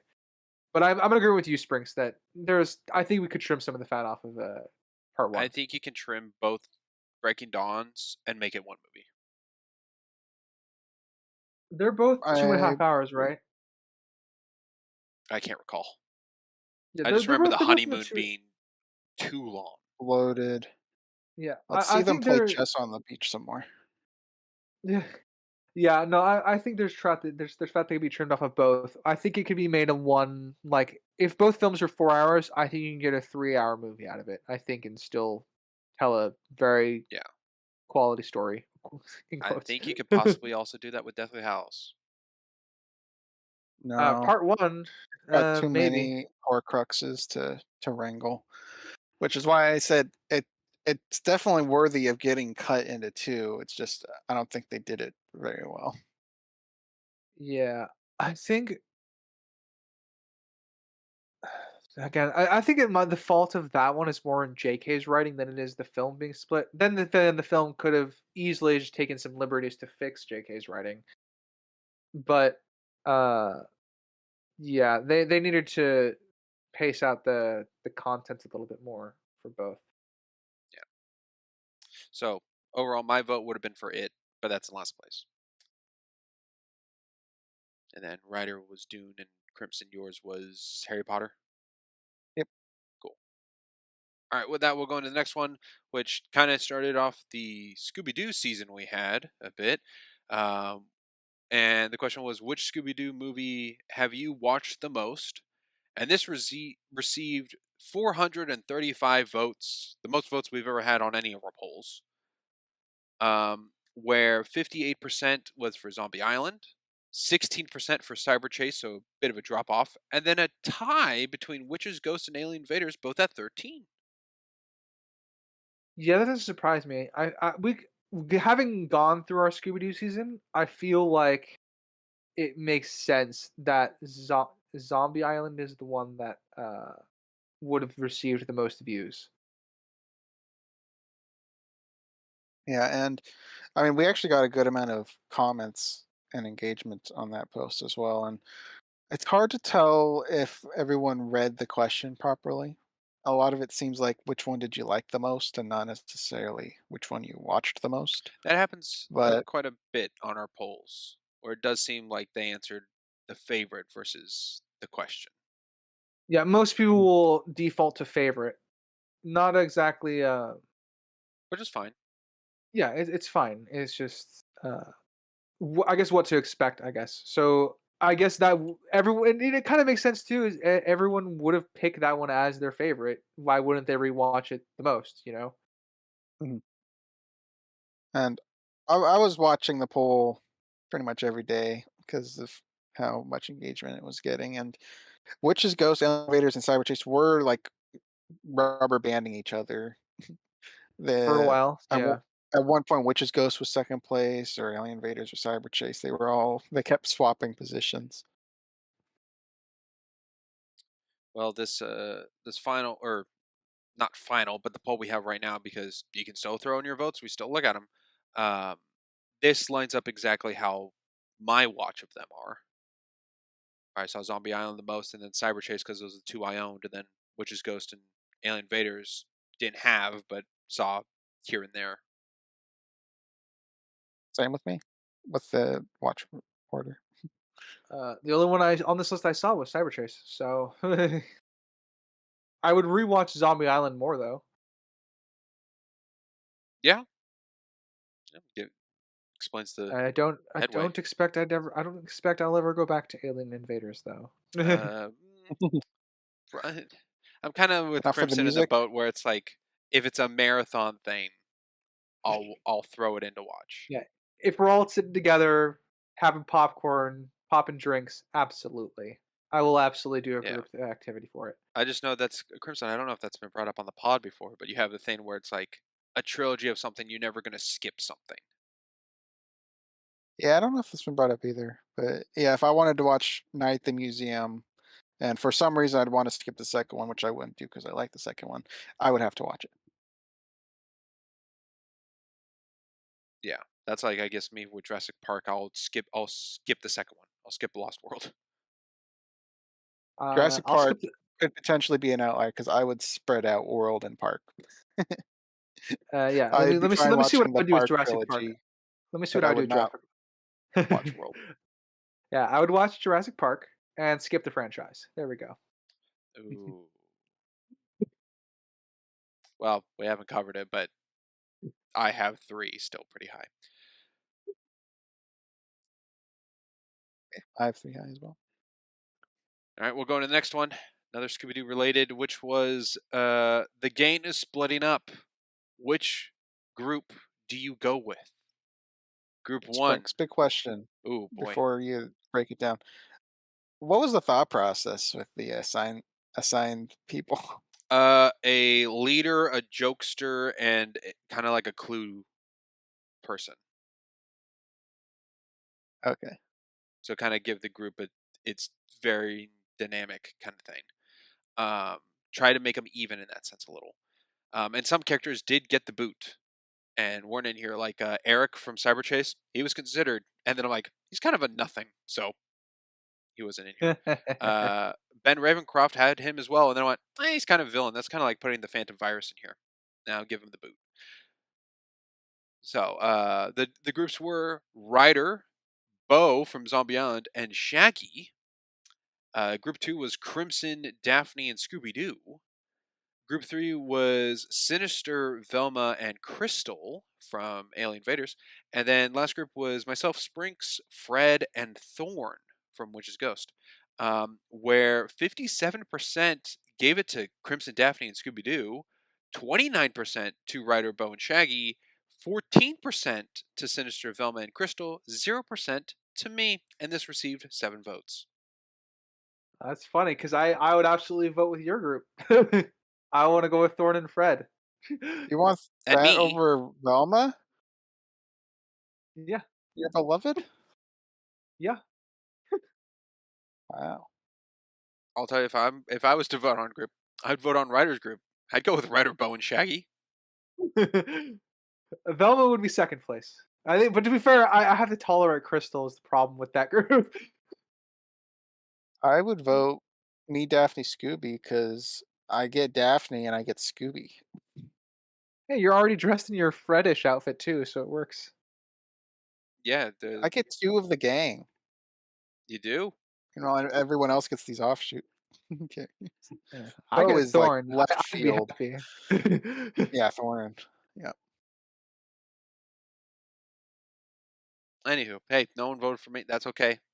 Maybe people didn't want to be with Fred, and that's cool. Hey, I would vote for you. Well, it could be the Fred you picked too. I mean, you That's picked true. People might think Monsters it's Unleashed from the Fred. exact version and not any Yeah. incorporation of them. I just didn't want to choose something we hadn't covered before. So I Yeah. didn't want to put like Mystery Incorporated Fred in the image since we haven't talked about Mystery Incorporated, even though it's like any iteration of the character kind of thing, is what I meant. Hmm. Anywho, with that, we'll go on to the next one, which was just a two poll, which the question is which film is funnier, which received 30 votes, where 63 went to Scooby Doo and 37% went to Scooby Doo 2 Monsters Unleashed. Yeah, and this I one I was based tracking the on journey with too, and yeah. the first one had it by a landslide for a long time, and then 2 was creeping back up. Yeah. Pure comedy wise, I actually probably agree with the majority of our audience in this one. I would probably go with Scooby Doo 1, though I would much rather be with the gang in Monsters Unleashed. But that was not the question you asked though. Nope. That's Which based of on these which two one is just films is funnier. funnier? I Yeah. think Scooby Doo 2 Monsters Unleashed is funnier to me. I like the humor more in that one. I think my issue with the humor in Scooby Doo 2 Monsters Unleashed is when it was funny, it dragged on too long, like the whole dance sequence for Scooby Doo. Yeah, the dance sequence, the pushing your luck Scoob, the potion making scene, I think all that was pretty funny. The fart scene in Scooby Doo 1, or Scooby doing the karate thing and punching Shaggy in the face, um, the your mom eats cat poop. I feel like those, maybe to me, just a little more of the juvenile humor. Yeah, they're to be fair, they're both films are pretty well balanced on humor. I think I'm if a joke goes on for too long, I tend to be bothered by that more than whether I actually laugh at something funny. Because I didn't really laugh at the prolonged fart joke. I take the same issue with that as I took with the dance sequence for Scooby Doo. I just found them both to be too long. But the And I problem took was I think I had I the took Scooby Doo. the Grandma Scooby in the first one too long on the plane ride. I don't even remember the Grandma Scooby. Oh yeah, Plane Ride. Right. Yeah. They're pretty well evenly matched though. I think one might just edge it out for me a little bit, but not by much, as terms of just preference for the humor itself. Okay. And Crimson, which one did your vote go to? The first one, but I do find them pretty neck and neck. Okie doke. Uh, well, since we said we'll do it, we said last recap that we found or got the vote tally of from all socials, um, that we had. I think we had four. We gave it out to of hitting 100 subscribers on YouTube. We wanted to give a tailored kind of like custom pick. You choose what we're going to cover thing for the pod, and we gave four options, being baseball, western. Um, was it Vampires, cowboys, baseball, That's it. aliens. Thank you. Thank you. I was blanking on them. And then from that answer, we'll then divvy it up into four of that genre to then be picked on. Um, being that this is only been out less than a week, I guess this is a little sneak peek at where things are currently with 7 votes. But Aliens did win. So we have a collective 4 different Alien movies, and whoever wins out of this, we will go with. Um, but the options are District 9, Jimmy Neutron Boy Genius, Arrival, and John Carpenter's The Thing. Where right now, Jimmy Neutron Boy Genius is in the lead with 71%, and The Thing with 29%, and 0 votes to both District 9 and Arrival currently. Interesting. But then again, that's where it is sitting right now. Uh, Next recap, the answer will have been decided. Yeah. And can't wait to find out what we're covering. Yeah. Mhm. It's one of these four. You just get it in. Tell your family, tell your friends, tell your neighbors, tell your coworkers, your teachers. If you want to get the one to win, Your fathers, get those sons, votes. brothers. Holy ghosts. Sorry, I thought you were doing a joke like that. Yeah. Anyway, that's post-pro perspective. Alright. There were some perspectives. There were indeed some perspectives. Good amount of Um, Scooby Doo. yeah. What was I don't know, who was your favorite character this season? Well, it's a short pool for Sprinks, I think. Oh, I have an answer. Yeah, so that's why I Yeah. guess Springs is gonna go first. Dr. Phosphorus. Alan Turek Y- from Creature Yep. Commandos playing Dr. Foxtrot. Fair enough. Yeah, Uh, it was not a surprising one there. yeah, nah, I'm not surprised either. I kind of have two. Uh, I think I found GI Robot the funniest character, which is why I liked him. My favorite character is probably going to go to Teddy from Shutter Island. Now that is a surprise. I would not have guessed that. Really? What was your guess Um, for me? it was either J.I. Robot or one of the two in your name, would have been my guess. Oh yeah. Well, I mean, like I said, GI Robot gets an honorable mention because I think he's the funniest.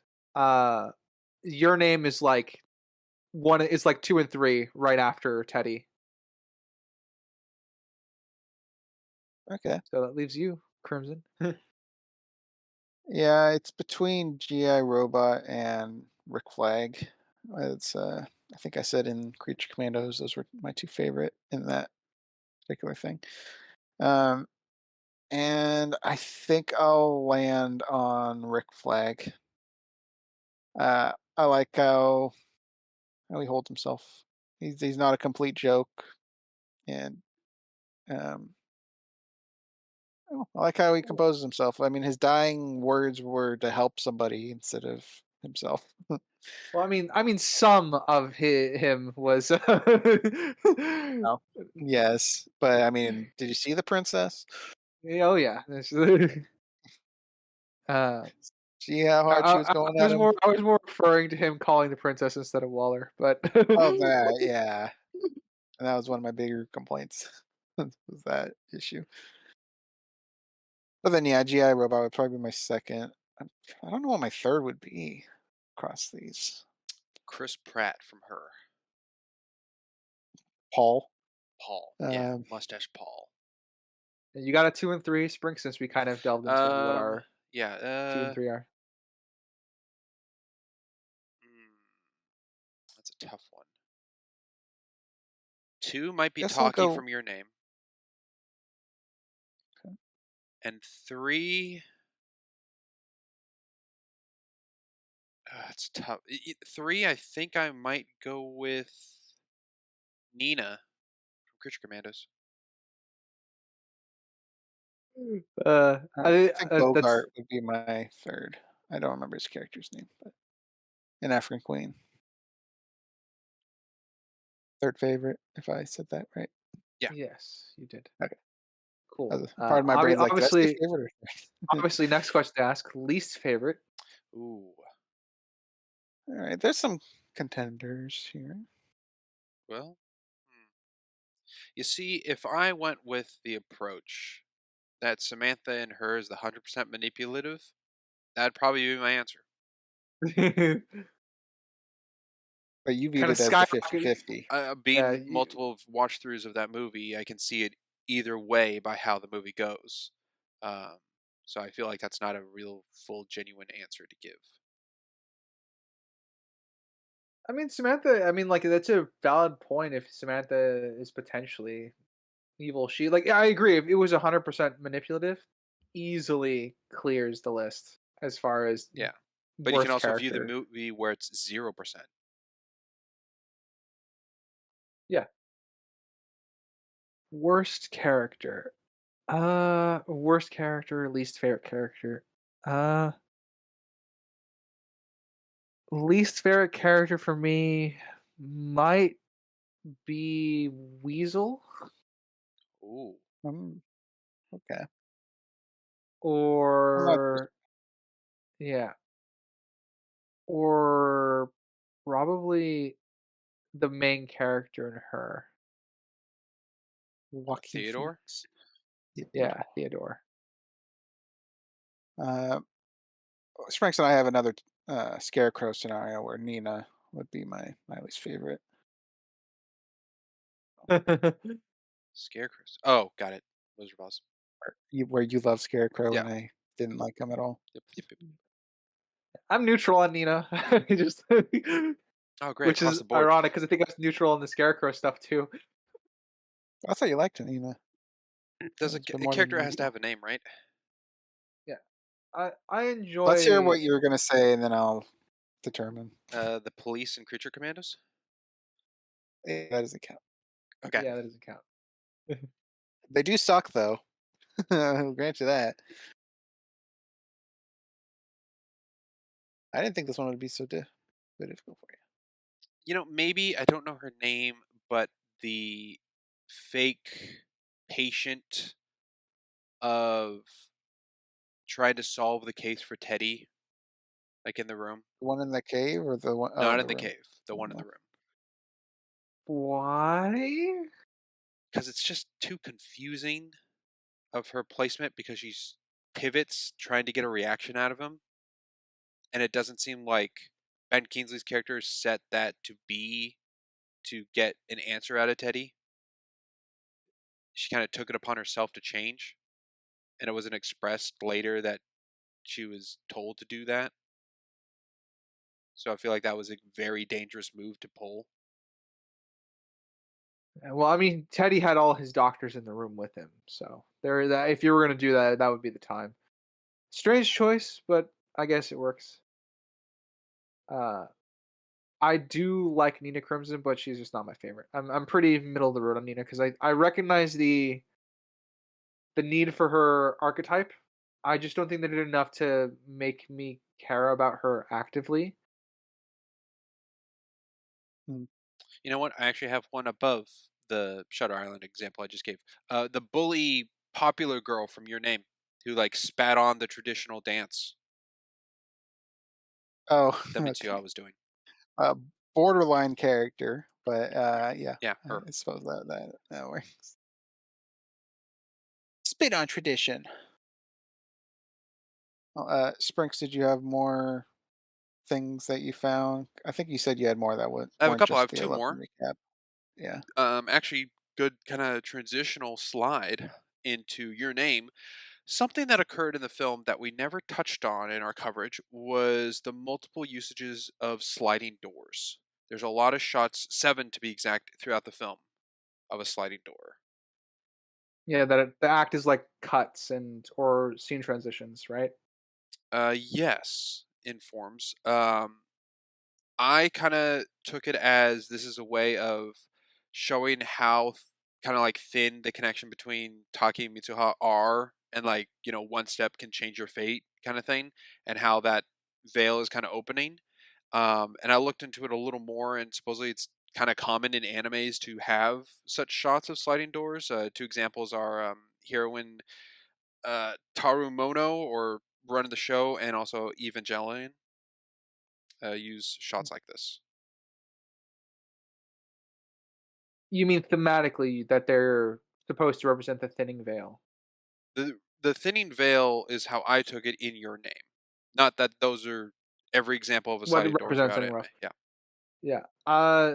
Generally, the sliding door is used as far as a tool in without necessarily adding themes onto it. The sliding door is used as a grounding mechanism. So, like, oh, we're here now. It helps you distinguish from locations. It's just a quick way to go about doing that. Um, and blah, blah, blah. As for the thinning veil, um, don't know. I'd have to watch it again because I wasn't really paying attention to the amount of sliding doors. So I'm just gonna shrug. And Crimson. Seems like reaching. Okay. Reaching. Do you want me to go into my last thing I had of my notes? Sure. Last thing I had is that we've brought up a couple times. We brought about, I mean, kind of the most famous one is the Hagrid problem of the use of a music usage in a show. And it also got touched on a little in Creature Commandos of Dr. Phosphorus humming the theme. And it seems, Crimson, I'm actually not 100% sure where you line up with it, but I know Crimson or Ryder and I have had a conversation about it with the Hagrid situation of where that lines up and how that affects the objective and subjective of something by the use of it. And being that it seemed we all were having those discussions in those 2 points, but not bringing up what they are or the actual definitions of those, I went into research on what those are to help clarify to the audience exactly where I have the issue with it in more terms. So, in the categories of film music, posted in this example by Soundbridge of December 21st, 2023, there are 4 different categories to how music or sound is demonstrated in film. First one being underscore, which is background music supporting emotion, drama, and mood in a scene. I believe I touched on this in African Queen of how the music in conversational pieces wasn't used to heighten emotion, but it was present in times of low when dialogue wasn't happening, like after the village burning or after the arguments um, on the boat that occurs where the animals chime into the roar versus that of usage I guess episode 4 of Creature Commandos, where Weasel's helping the kids and the music's playing for the emotion in that. It's usually instrumental, but also can also be vocal. And this music is only heard by the audience, not the characters in the film. So non-diegetic. And then the second form is song score, where the use of a song to underscore a scene in order to support drama, mood, or motion is pre-recorded of the song in the film, not necessarily, pardon me, not necessarily the composer's original music.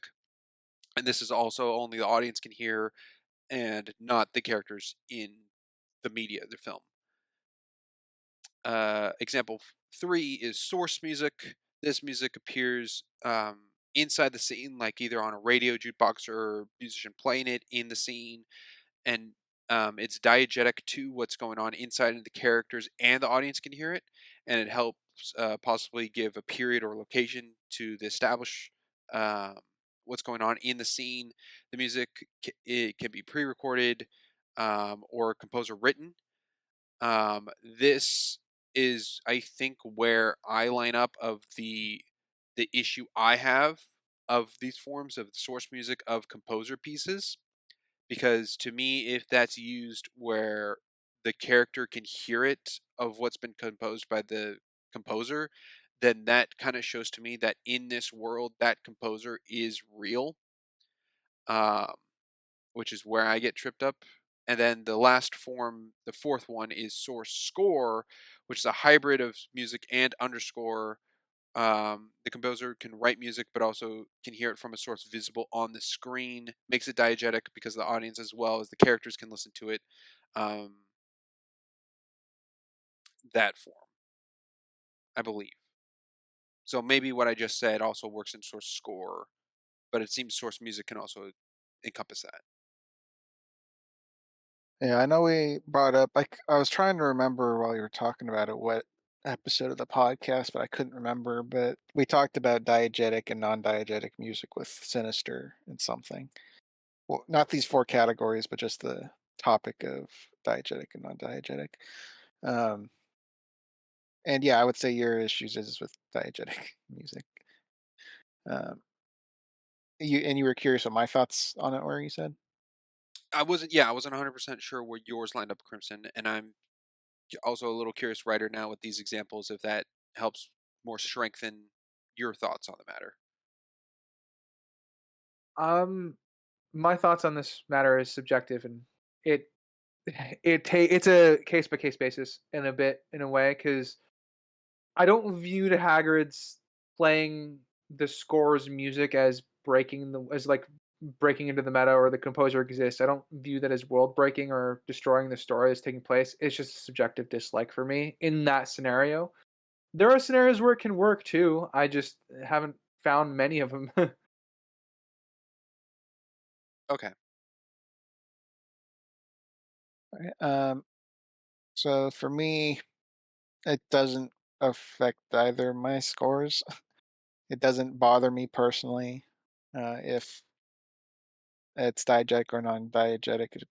I don't get annoyed or get pleasure out of it either. It's a choice they made. Like I'm thinking Sprinks for you, for example. In Captain America: First Avenger, when he's performing on stage and you have the like orchestra music or whatever going on, the band music. Um, that's diegetic. That's happening in the movie, and that's also the audience can hear it. Do you have an issue with that? In that example, no, because that's not score used later on in the movie. Like the preface before Star Spangled Man starts playing? Is what you're saying? Yeah. Yeah, I don't have a problem with that because there isn't like when they're on the train doing their heist or whatever, that's not playing. What I do have an issue with, I guess, an example, which might be my biggest example of it, is in the movie Solo, where Han goes up to sign up kind of for the Empire, and the Imperial March is playing out of speakers. Mhm. Yeah. To me, that's not an objective or subjective thing for me. And as I said, just it's a case by case objective for me. I don't like it in solo either. I don't like it when they played the Resistance song on Coruscant in Mandalorian either. For me, it's pretty much 9 out of 10 times a subjective negative. Objectively, it varies because it just toys into me that in world it exists in a form. Um, and if it's explained in a way, then it's fine, I guess, or passable of the objective. If it's not, then it's kind of just feels like a cop out use Why does it need to be explained? Or is it because any different than just playing a different song? Because in their oh universe, it would yes, just be a song. no, because to the audience that is John Williams' score of Imperial March, and it's playing in this world. So John Williams composed that music unless they want to give him some Star Wars name. But that music is then in this world created by someone for them of a theming. So that is like orchestrated and compiled in this world, and that needs to be explained to me of that because if it's not, it's just like, oh yeah, we didn't want to come up with a new song. Let's just use something we already have that the audience has non-diegetically. Oh That's you man, ascribing intent. you might have just made that a objective issue for me, Crimson, unintentionally by asking that question. Because I'm thinking about all the music examples we have in Star Wars before that point. Nothing of the music we get in Star Wars sounds like John Williams music in that universe. I mean, Yeah. Well, I believe what it's called is jizz. well, That's there's the right. bar. I was thinking more of the opera that Palpatine and Anakin visit as well. Oh, that too. There's not a lot of It also kind of has like to go. You have to explain how these instruments make noises then with the music difference. I'm not But gonna go too far into that. That feels like peeling back too many layers for me. yeah, And that question wasn't I posed to you, right? Or that question was posed to the movie, kind of thing. yeah, I think I'm still gonna stick with the it's being a subjective problem, but that might be something I want to unpack in the future. Now I kind of want to go look at all the Star Wars content that where instruments come from and shit like that. Anywho, those were the Uh, written down points I had for this recap. yeah. Um. How did we think the season went? Well, Well, looking at the based off my scores, it scores, went well. yeah, I'm like at the scores, pretty darn good. Little hiccup with Yeah. African Queen, but not terrible. Yeah. I guess I've been on a streak because like Scooby Doo season was good for me too. Oh Aside from Um, man, Daphne being a Alien removable Invasion character. was the outlier, but I mean, oh, not Velma season two. Velma. Yeah, Oh, I'm like, do we need a season six grab coming back Velma. around? Is that what I'm hearing? Um, mm, well, I mean, it's on the table. There's always bad stuff out there, but yeah, uh, good stuff. Good picks, Yeah. guys. Yeah, I'm kind of. I think I guess one of the surprising things for me, I was surprised how much you guys liked your name. Uh, more than weathering with you. g- yeah, like I said, based off our Weathering with You conversations. That was kind of. I was interested to see what you guys would think of your name, and I wanted to get it off the list. But yes, I'm kind of in agreement. It was a fun season. Uh, we mostly enjoyed ourselves. We had our ups and downs here and there, but they're pretty much small by Yeah. comparison. Actually, did have a little bit of a surprising rating as well from Fixer, the guest formerly known as Dr. Violent Grace. One conversation with him to guest on her, he did seem pretty like upbeat about joining it and very interested.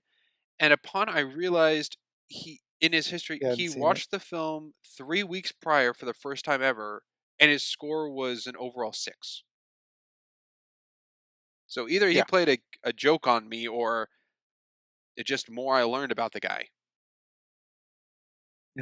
Like if that's how he treated a 6, I'm real curious what a 10 would be. Well, what did he give part 2 of Twilight? I don't really I can't did he recall. give I that don't have that 6 down. too? I don't know. Huh. 6 and a 4 Uh, is what he got. There you ooh, go. 6 and a I'm 4. looking at the documents. Yeah, lower than I remember it being. But, uh, yeah, and thanks, Fixer, guest formerly known as Dr. Ryland Grace, for changing the averages by having 2 sixes instead of 1. Oh, I see what you mean. Yeah, that jump did. It didn't matter in the averaged by the end, but it could have potentially, depending on how numbers worked. That's true. You're quite right.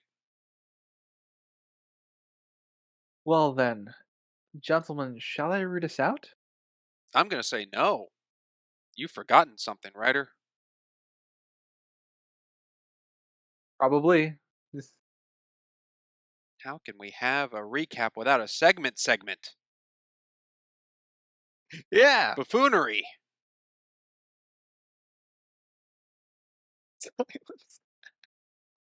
Oh, Crimson, you want to pipe up about something? Something happened? No, Last I'm ready recap, for we forgot about a wheel. I'm ready for a segment. Well, cool. Well, you knowing me, we could go one way, we could go another way. We could, we did lineup last time.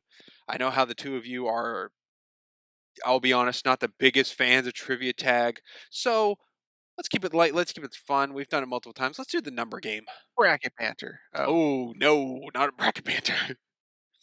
No, let's let's just do, keep it light. yeah, let's do the number game. Everyone likes the number game.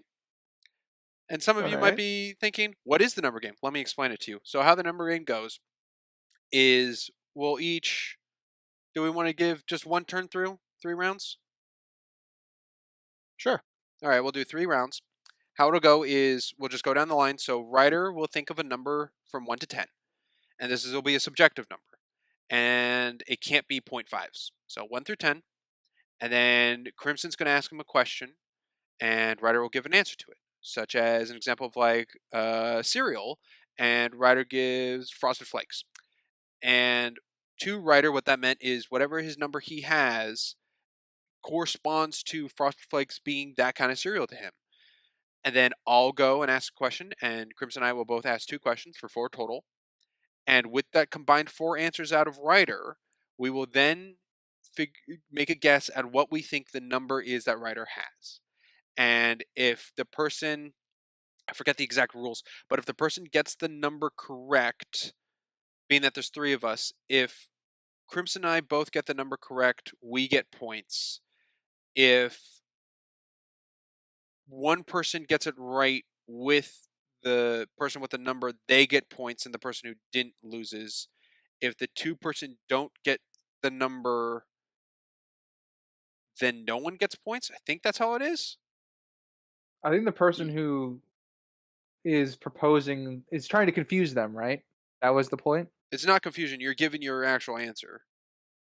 So there's no Okay, like then yeah, I lie to guess it. nobody gets points. Okay, and then It's been that a while instance, since no we one played gets at points. audience. Yeah, I think that makes. Any other clarification questions, or that all makes sense? I think I followed it. Okay, cool. We'll just go down the line. We'll start with Ryder. Ryder, let us know when you have your number, and Crimson, you'll shoot the first question.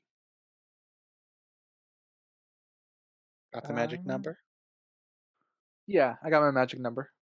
All right. Creature Commando's character. Ooh. Uh,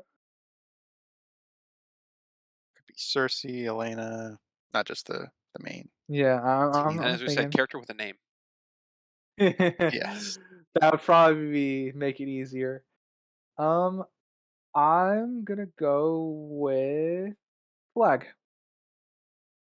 All right. Red Flag Senior. Okay. Um, Ryder, how about you give me a soda. Hmm. Dr. Pepper.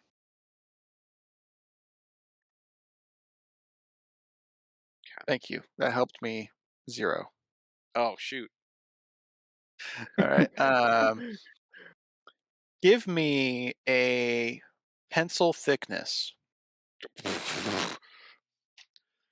Okay. Uh, Like all lead right. type. Yeah, hold on. Let me pull up my reach on my desk real quick. Hold Out of on. all number games, I think that's the most random question someone's ever asked. My favorite is favorite. Haha. Your number one is Yeah. or whatever. Let's see. Sorry, ask that one more time.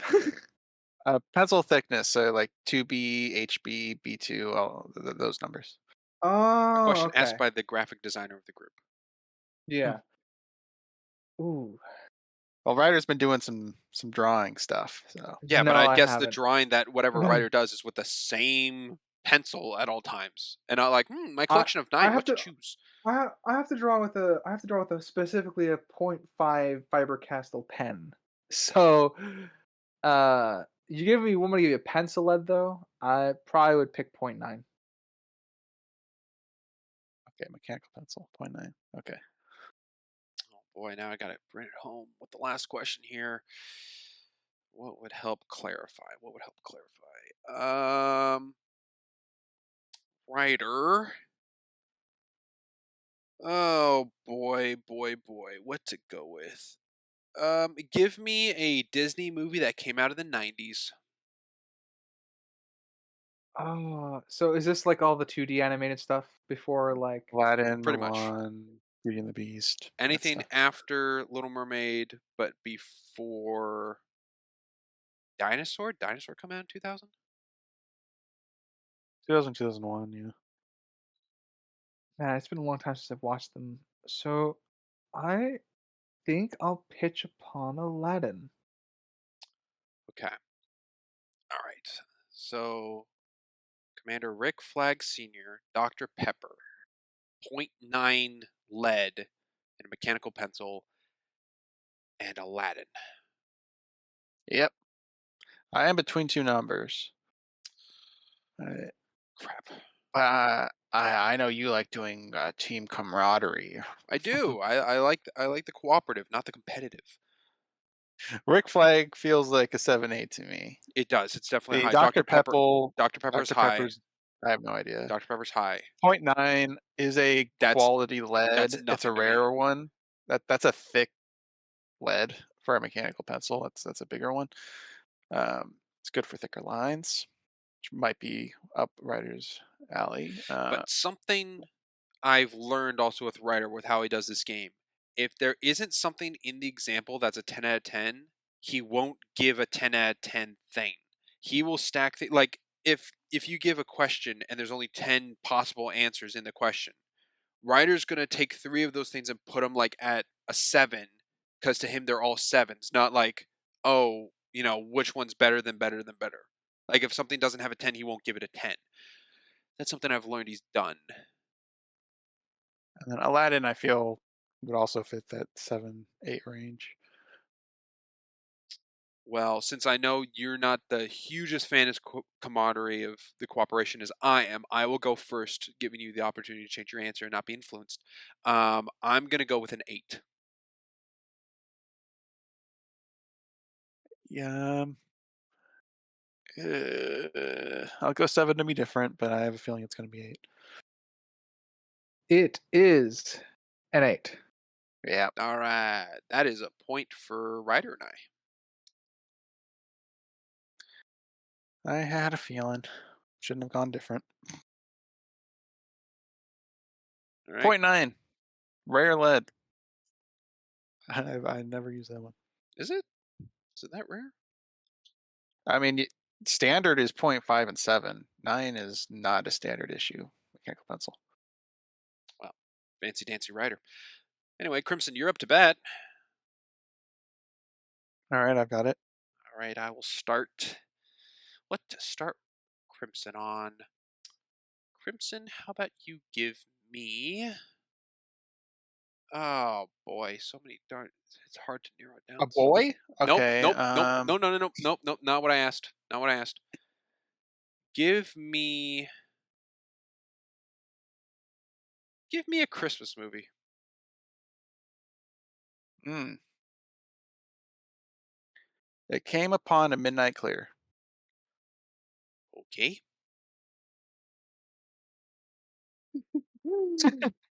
That's funny. Um, give me a Jurassic Park character. Ooh. Mhm.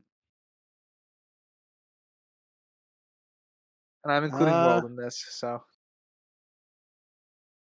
Yeah, yeah, I figured because they're canon, unfortunately. I'm gonna go with. Gonna go with. Man, that's hard. That's a hard one.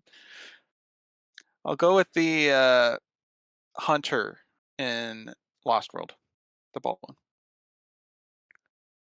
Hunter in Lost World, the bald one.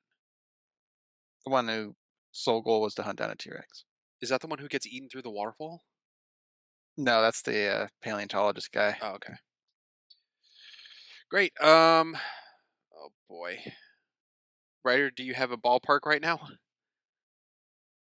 Uh, Because I have a pretty question sure it's I want to ask I Crimson, but I know it probably won't help you. But it's a question I can I only ask Crimson. I don't have much of a ballpark, but I would guess it's on a lower tier scale. That's where I'm ranging to. Crimson, give me an episode of Gravity Falls. Well, really testing my memory of Gravity Falls. If you don't know the uh, name, just the definite like example of what it is. I, let's see. What would I put on this number? Okay, let's go with the pit. The Falling Pit episode. Yeah. Okay, got it. And writer for the last. Give me a food. Oh, that's big. Ooh, food. Um, let's go with buttered French toast. Not French toast, French bread. Sorry, not French toast, French bread. Interesting. Interesting. Okay, Okay. I had a good guess, kind of, until that last answer. Yeah, That I that last answer was. doesn't seem as low as everything else in my head. Yeah, I gotta agree. That kind of screwed me up. I'm kind of feeling. I was like sitting at a between a 3 and 4. Now I'm sitting between a 4 and 5. And I was around like a 2 or 3, and now I'm like at a 4. Because everything he said doesn't seem like it's positive, but it doesn't seem to be now at like like the real dislike aspect kind of area. Yeah, yeah. That one really screwed me up. And I feel like Crimson could have Uh, done the thing where he goes, "I like French bread. I don't like butter on it." Like that kind of thing. yeah, yeah. Like a French bread by itself could be like a 8 out of 10, but with a butter. Yeah, yeah, Hey, it I mean, could I be want you that. guys to get it, right? I That's mean, I true. want That's points. true. You know what, writer? Would you like me to give my answer first? No, you gave yours first for Crimson. I'll Okay. go. I'm gonna go with the 4. Drat. I was also going to go with a 4. Oh, you still can. Look I'm what going with happened a to me 4. last time Going with a changing. 4. It was a 6. You're, You guys wow. Wow. forget. You guys forget that the world movies counted, and there's a lot of characters that suck. Uh, so bald hunter guy, safe 6 for me. Um, butter French bread, that's a fine middle of the road Yeah, food I for knew me. that bumped it up, but The pit episode, average, because that's kind of like a anthology thing. There's like mini stories, some good, some yeah. not. And after our talk about trilogy today, I really thought that was going to be in the lower set area. Then what was the fourth thing? Oh, Christmas. Yeah, I picked one Sprinks you wouldn't know, Nope.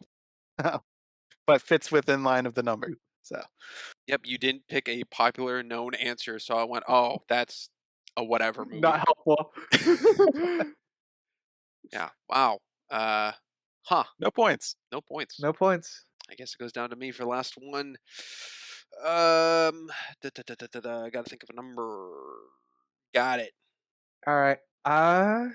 Give me a MCU hero. Ooh, MCU hero. Hero. Yeah, Sky High reference. Shoot, that's tricky. Let's go with. That's actually way trickier than I thought for my number. Crap. I'm trying to think of names of these characters. Uh, let's go with Juan. Oh, interesting. Okay. What was the question again? I said, MCU give me hero. an MCU hero. Okay. I want Wong. Wong. Oh. Ooh. That's a anywhere on the board for me. Could see Oh Sprinks no. not liking him at all, and Oh I could no. see him Do we have liking a him. Lucius Malfoy situation again? We kind of do with that pick. Okay. Uh, oh, I just had it. Where'd it go? Oh, Bruce Campbell portrayal. It can be as small as the Spider-Man cameo Oh or a role in a gosh. movie.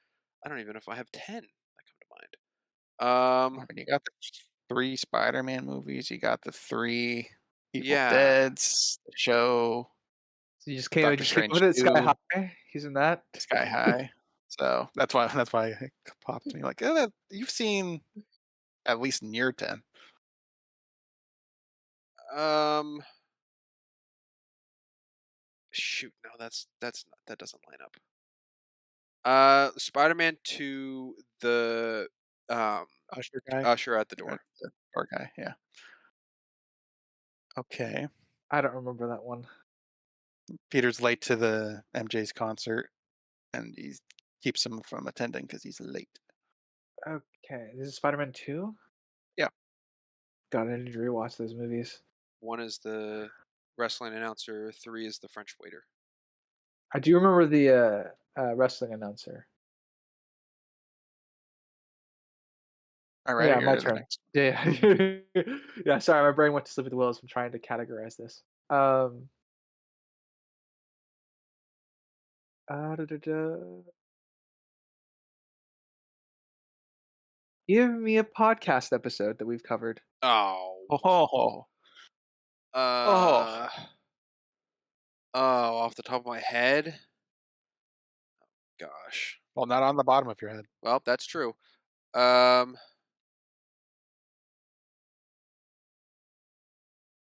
That's tough. That's really tough because it's not That's just a like good one. what was covered, but also like the discussion, and the discussion's hard to remember.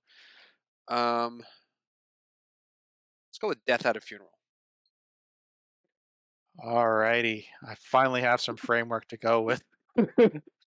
Ooh. Oh, finally. All right. That's a good one. Happy to give Uh, us a grounding base here.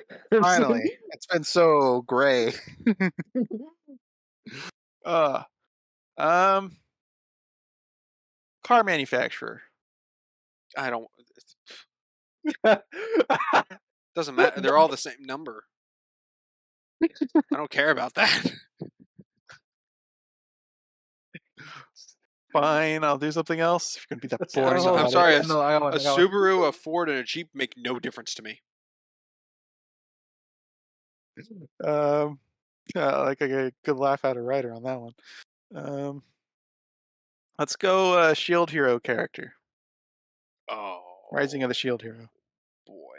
Season one. Yeah. Okay. God. Um. Um. The one I always forget his name. The bow hero.